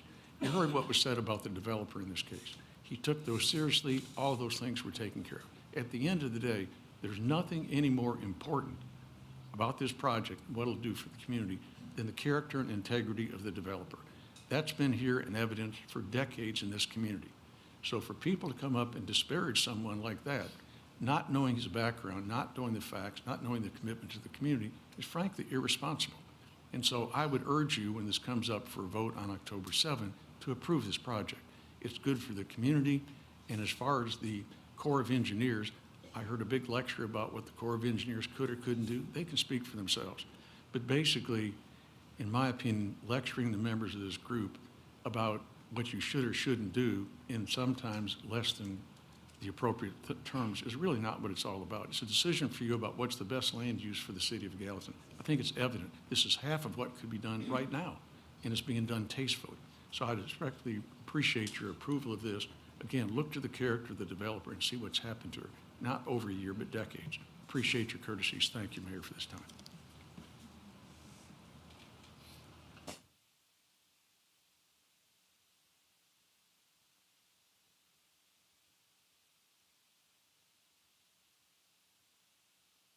Mayor Brown, the council, thank you for your time tonight. Certainly, this has been a polarizing development from the get-go. Name. Yes, John Gardner, 1145 McCrory Circle. I think it's about the fourth or fifth time I've spoken on this project. And I guess, I wasn't going to speak tonight, but the developer's lawyer has just caused me to say, yeah, I think I will. So, one of the concerns I've got, and I'll use his words, is this the appropriate land use? Is it the appropriate land use when we allow the building of buildings that are more than double the regulation set by the city of Gallatin at 35 feet? And I say that based upon actual damage incurred, suffered. I'd love to be out on the lake this summer, but I can't do it. Why? Because I had the second, not the first, the second dock destroyed, second boat destroyed, and I find it very interesting that in both cases, we had a dock from 2015 for 8 years and never had an issue. Now, all of a sudden, boom, 2 docks destroyed in about a 15-month period.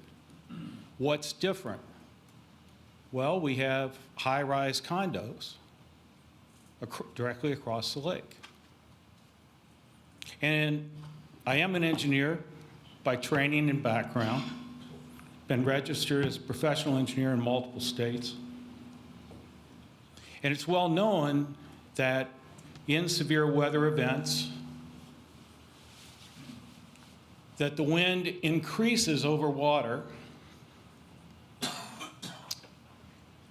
But in this case, when you add to that amplifiers, i.e., tall buildings that cause that wind to be moved in ways that are not natural, you get further amplification and destruction. And I and my neighbors have been the victims of that. And so I asked the mayor, I asked the council to not approve further buildings that exceed the 35-foot height in the regulations of the city of Gallatin. And if not, are you accepting responsibility and the liability for further damages that occur as a result of allowing amplifiers of wind and its destructive course that is incurred? You know, and I've heard a lot about, obviously the developer brought in his A team of supporters tonight.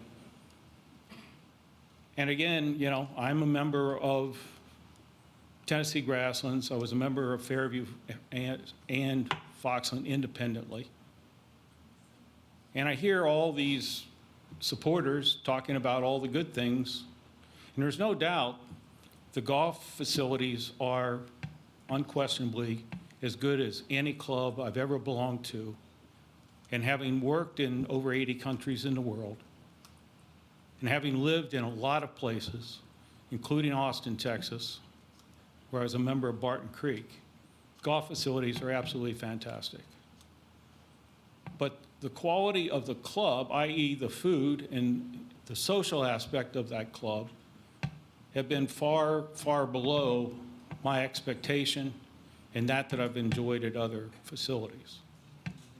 And the developer has, in fact, moved because of this project. He moved off of the club, and we've actually seen progress. And I'm just, so I just want to say, yeah, I heard all the goodies, but my personal experience associated with an organization that he was the leader of for a number of years from the time it came together as Foxland and Fairview, my experience was not one of, hey, this being a world-class or first-class, situation. We went through numerous rotations of the chefs and food service, and it got to the point where, you just don't show up because it's not worth the time. But this project, for me, I built on the lake. I listened to what Leon Moore and his associates said about the dock. I showed you a copy of sales brochures before.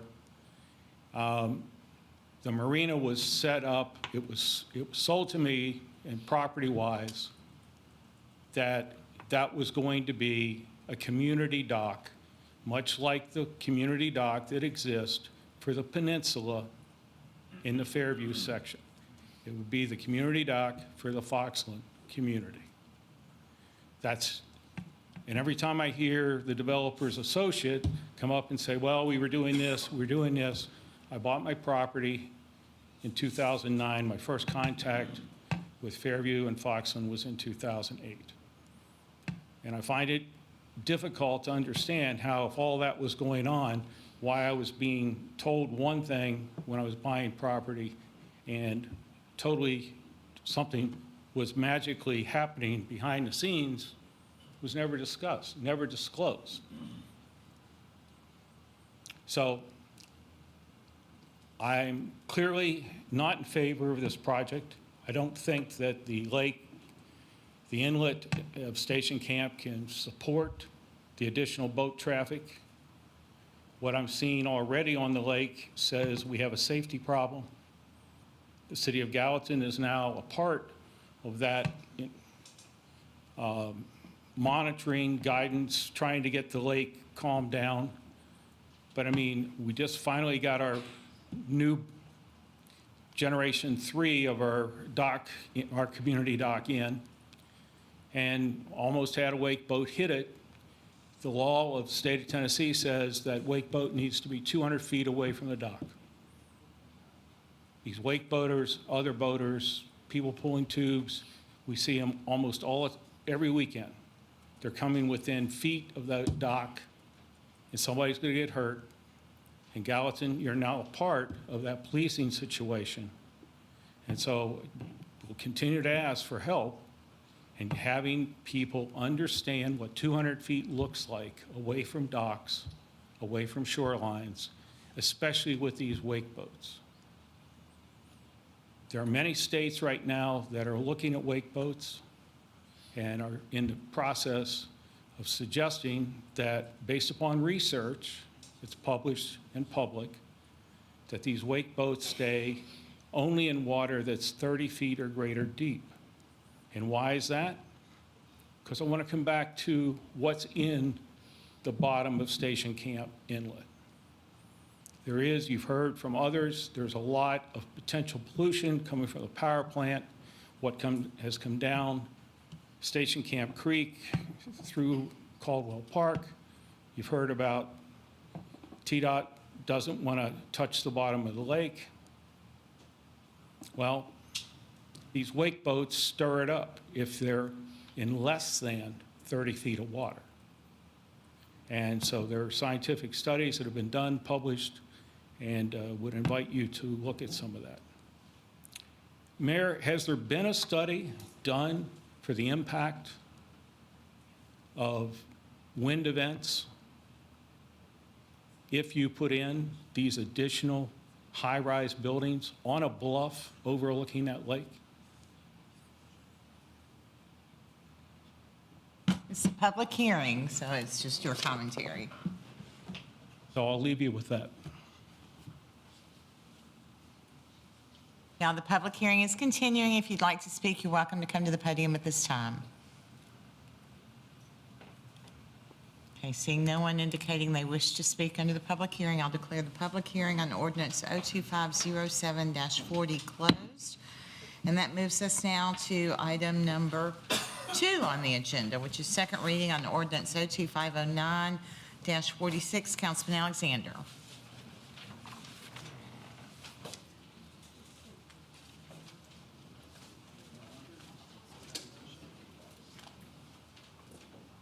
Thank you, Mayor. This is second reading, the ordinance amending Section 3-55 of the Gallatin Municipal Code to delete the distance requirement between existing and approved retail liquor stores. Motion to discuss. Motion to discuss. Second. Second. Motion by Councilman Alexander, second by Councilman Javance, opening the floor for discussion.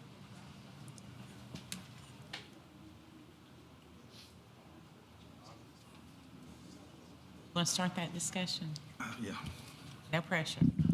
So a couple things that we heard during public comments. This ordinance does nothing to place liquor stores closer to churches or schools. Is that correct? I mean, my response would be just the more that you have available, the more likelihood they're going to be close. There's no limitation on proximity to schools or churches. And I was surprised when I looked that up, that it simply says it will not cause congestion of traffic or interference with schools, places of worship, or other public gatherings. I was really surprised there wasn't a distance there. Well, I'll tell you why that happened last go-around a couple of years ago. Because it's so hard. You think about churches now, and they pop up in strip malls. They stop, they use buildings that are used for something else during the week, and just even the, Miss Kittrell's office, and knowing where the churches are, because they're not always a big building with a steeple anymore. I went back and listened to the meeting from 2 weeks ago, and I'll be honest with you, I've learned more about liquor stores in the past 2 weeks than I have in 63 years of life. And as I was listening to the meeting, because I had learned more, I understood more of what your comments were 2 weeks ago about kind of how we got here and what it did.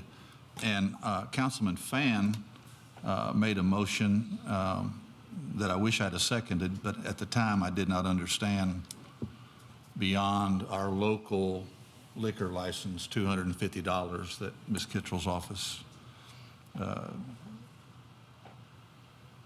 gives out.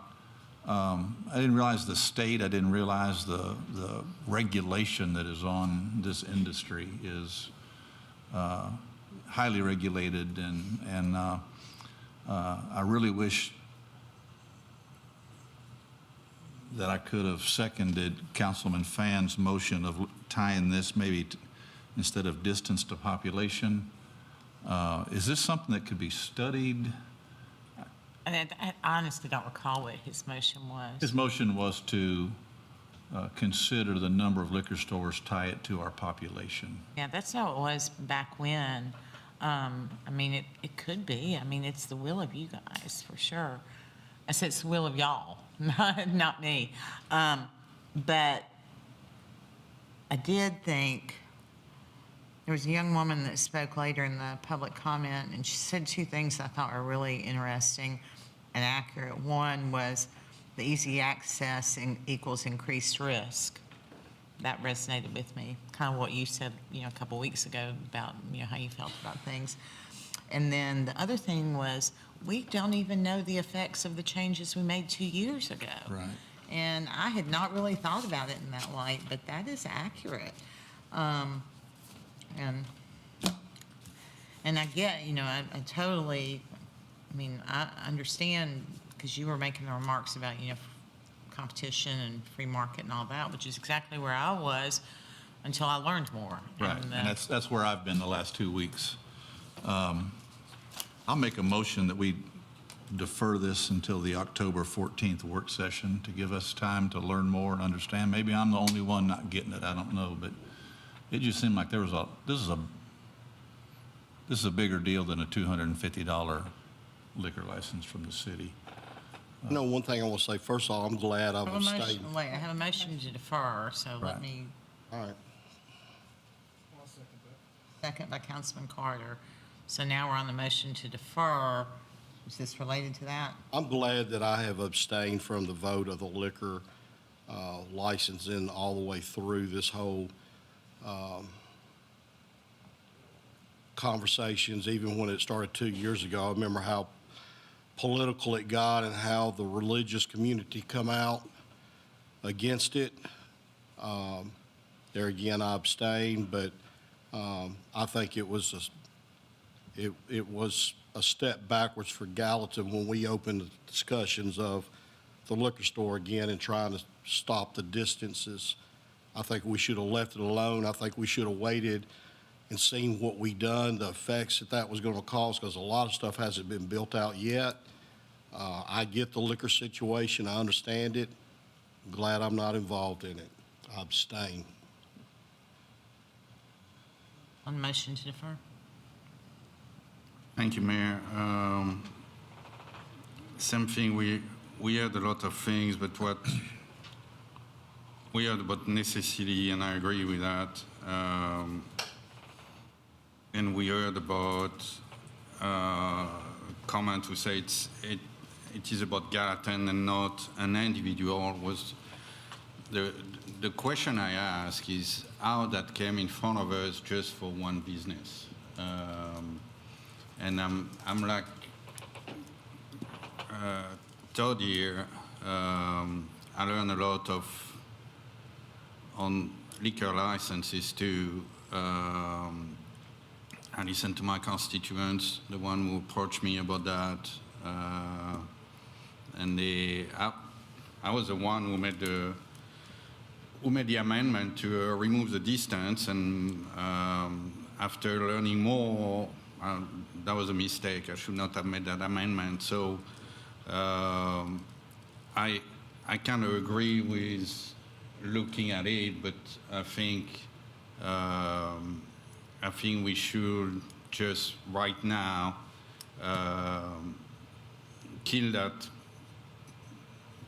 ordinance and bring it back and talk about what we can do. But I would not let that happen, because if we talk about going back to population or what kind of thing different, we leave that on the table, and that's still there. I mean, that can be voted in or out. So I would have no problem if that's what we do. We defer it. I have no problem, but I would rather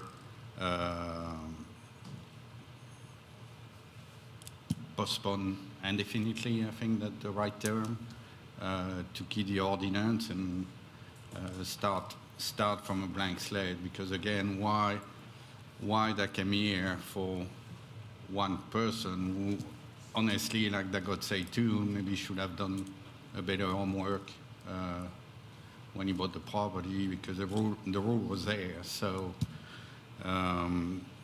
again, I met with business owner, liquor license. I learned a lot, and if I knew that before, I would never have made that amendment. So that's the way I think. I have a motion to defer. A second. I'd like to think Councilman Hayes hit the nail on the head. Is there's places in District 5 that you can put liquor stores. Did we move, the original ordinance was to reduce it to a half mile, am I correct? And y'all changed it. We did not pass that. No, we amended. Okay, so if we have a motion to reconsider. Okay, right now I have a motion. I know you do. I know you do. I'm asking, I may withdraw my motion. Okay. Unless my Councilman Fan's got a better idea. But we could, if we made a motion to reconsider that, then, I don't remember who voted how. well, I voted in favor, so I could make that motion, but,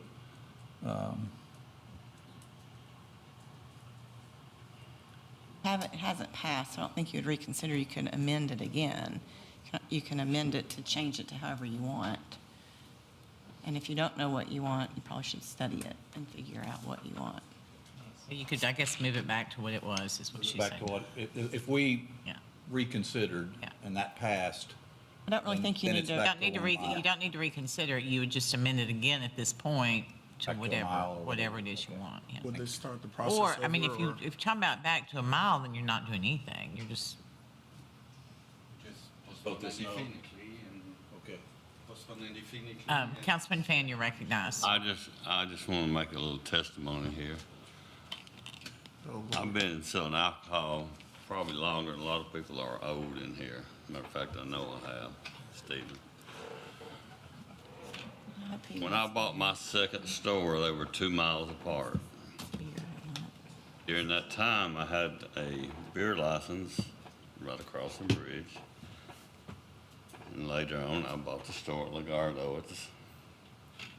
During that time, the store at Lagardo went 3 months without a beer license. And what that did, that put people driving 2 miles to my other store that were buying alcohol.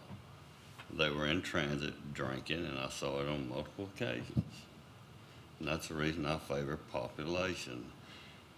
It will protect the liquor license, and it will also, by doing it by population, they will be strategically located if you're going to make any money.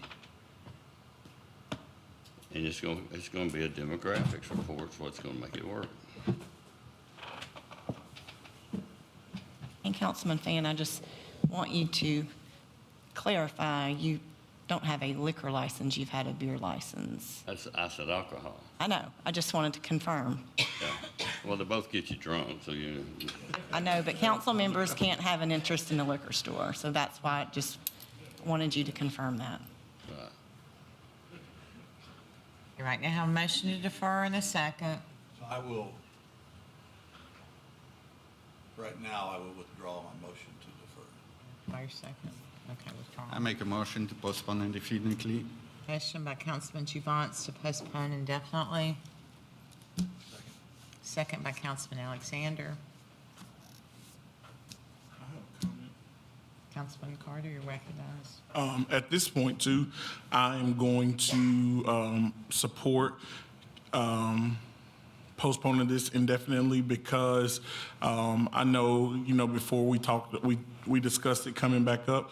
And then, too, I don't want to set a bad precedence and for people to think that one person has any more importance or say-so over the citizens of Gallatin as a whole. And I don't want it to seem like we're only doing it for one person.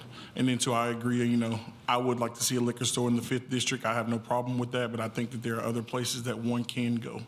Well, let me say, I just want to say one more thing. I wasn't going to say it, but I'm going to say it. I had a phone call that last week that said, hey, if Gallatin is ever thinking about getting a Pourvu, it'll never, never happen now. It's because they think that the council up here showed that we was wishy-washy, bringing this back up after it been for so long, and now they'd be scared to invest any money here in something like that because the council could go back and say a few months later they want to open it back up again. That could happen anywhere.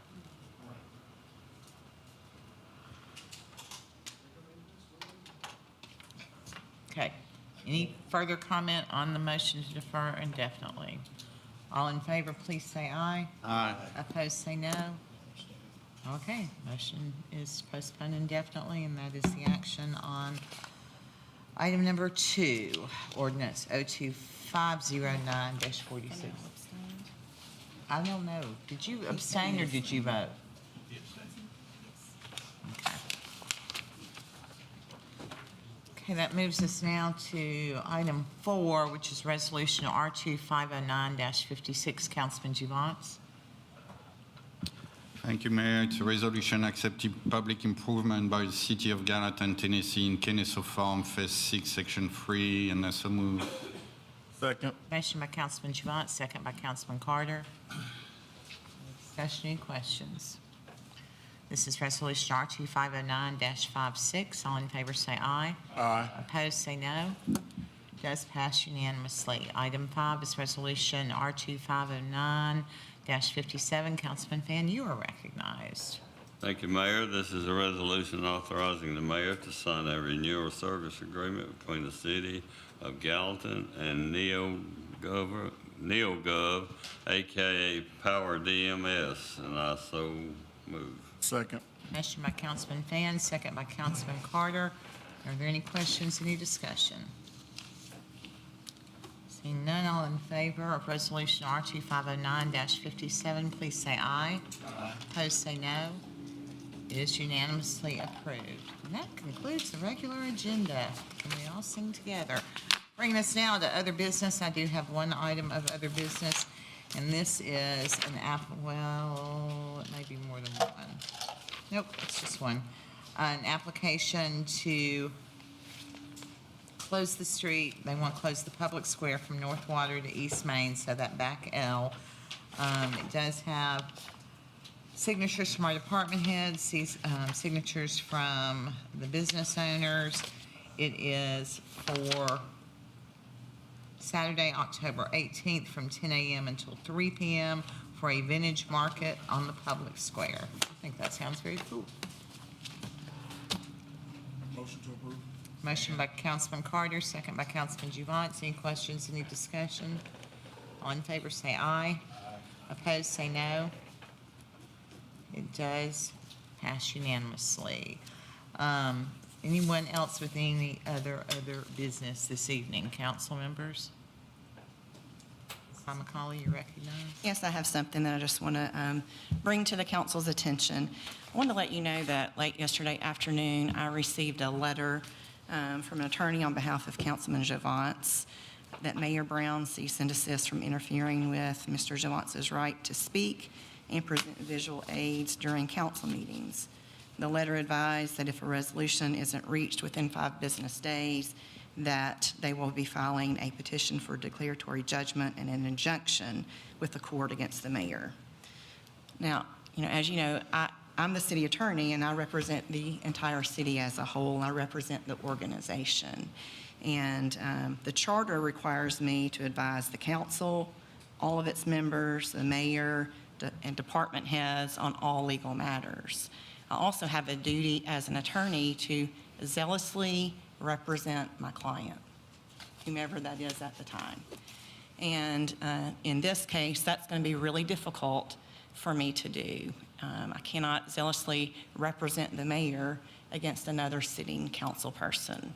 And so I have advised Mayor Brown today, and it's not a reflection on my opinion on anything, but it is that I have told her that we need to retain outside counsel to advise her on this matter so that I am not in a conflict situation. I try my hardest to represent all members of the council, the department heads, and everyone to the best of my ability.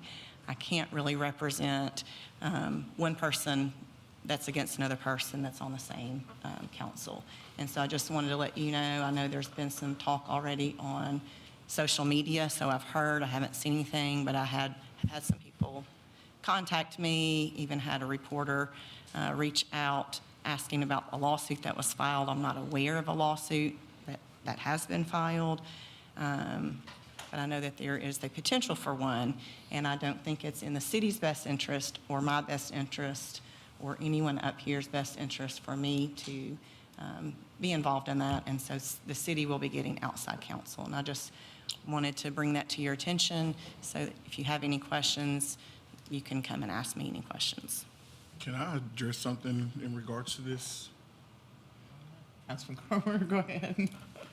I just want to say, I think that it is the mayor's job to preside over the meetings. I don't think the mayor was out of order to ask us to give that information to her ahead of time so that she knows what is going to be presented in the meetings. That is a part of her job.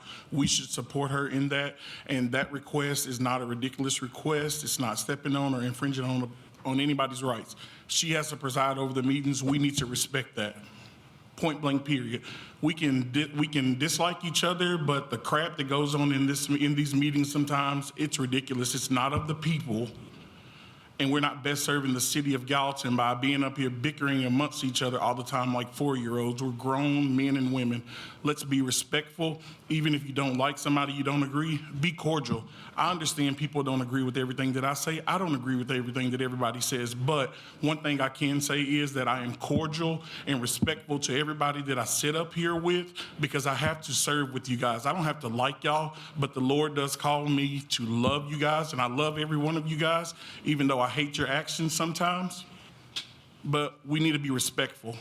Let's act like adults. Let's carry ourselves as men and women and not 4-year-olds, and respect each other.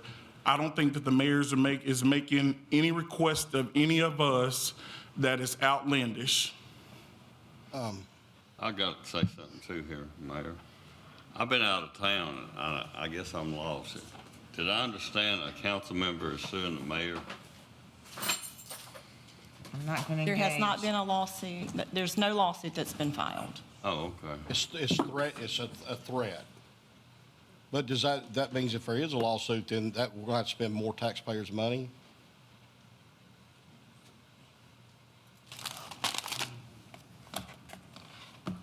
I don't know who All right, would represent, I don't know if it would go through our insurance company or not, but there could be a conflict there.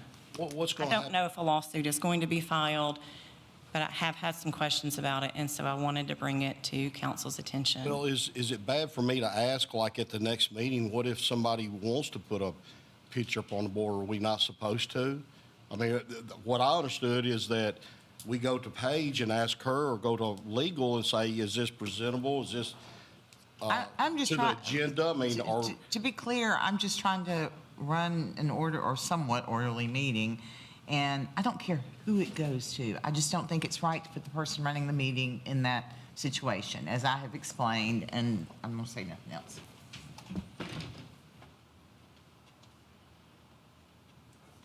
So the question is whether or not we can put something up on the camera, or we don't.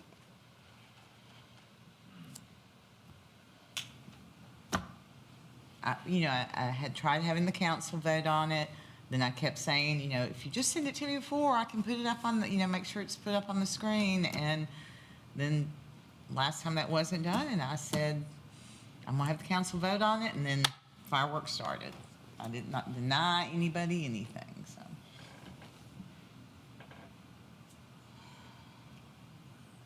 That's sad.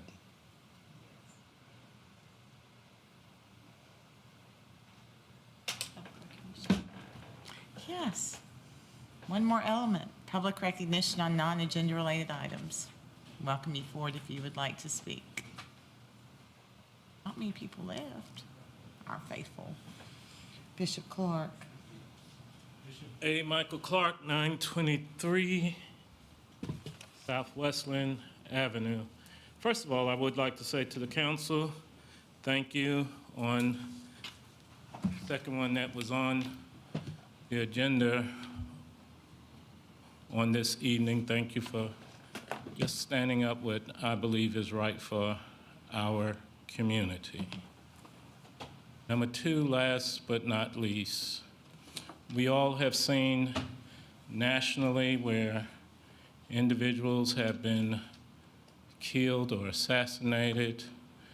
I just ask here at this council, and there's not one person that I know that I don't love and have respect for, can we please tone it down? We never know when something could happen amongst us here, because I've heard some nasty things that have been said concerning different council members here over the years, and especially with this council right here. And we never know who's watching us. We never know who's listening to us.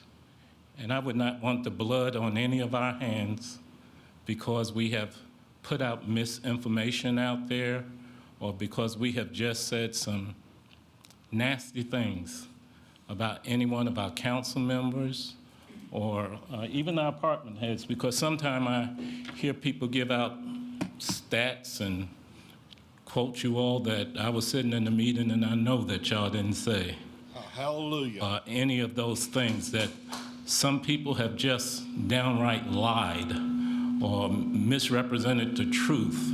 Absolutely. And if I'm not mistaken, the majority of you that sit on this city council was reelected. Despite the criticisms, you was reelected because the majority of the citizens back you. Now, I've been living in Gallatin long enough that no people smile in your face, and sometimes they'll say something different in your back, but the proof is in the pudding. Last but not least, I've had the privilege of being here for 45 years. Sorry that some people have left and everything, but 3 different times I was able to visit on Fairview Plantation with people that worked there. 2 of them was over 90 years old. 1 of them was over 100 years old. 2 of them, that was the only job that they ever had. Things have changed in 40 years. And it looks like things have changed since I've been here for 45 years. And things will continue to change. Some people will be in agreement, some people won't. But times, things change. From the time I started coming here to now, I'm probably about 70 pounds heavier, and I have a whole lot of hair. And the hair that I do have is not black and brown. I have glasses now that I didn't have to wear back then. Things change, people change, our community changed, but I'm so very thankful that the majority of our council members have been living here long enough that I believe that you all continue to uphold the spirit and the mindset and the heart of the people that are here and have been here for decades. God bless you all and continue to do the God-given work. And as I have prayed for you, even on today earlier, we'll continue to pray for you. And one of my prayers is what Solomon prayed in the book of Kings. He asked God after he had gave a substantial offering in the children of Israel, just give me a heart to understand the people. He was raised in a king's palace. He had 700 wives and 300 concubines. He had a whole big providence. But all he was able to ask God for was to be able to understand the people. And according to the scripture, God gave him more wisdom than anybody that ever lived, because he was not just after the people that grew up with him, but also the people that he just didn't have any idea what they was going through. Take care, everyone. Anyone else wishing to speak under public recognition? Hey, I just want to say that yesterday Deputy Soares passed away, and Thank you. I would love to just show that we respected him, and Thank you. because it's just a part of what we're doing here. Life's too short. You don't know. You leave this door, you might not come back through this door. Think of that often, because it's happened before. I just wish things was different on that part. But I appreciate you bringing up Deputy Soares. For those You know, of you who don't know, he was the SRO at Gallatin High School, apparently really adored by the students there. And he passed away suddenly, very unexpectedly, and very tragically yesterday afternoon. And so I appreciate you bringing that up. I should have acknowledged at the beginning of the meeting, but our sympathy and our prayers with his family. You know, another thing I want to say, what Councilman Carter said really hit home base with me. I am just proud to say that I am not on social media, nor have I ever been on social media. And I think that is the root of all evil right there. I get screenshots, and it just makes you mad enough to die.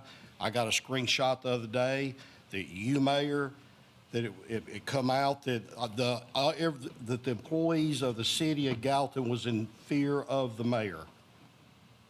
The city employees of Gallatin was in fear of the mayor. I got a screenshot say that.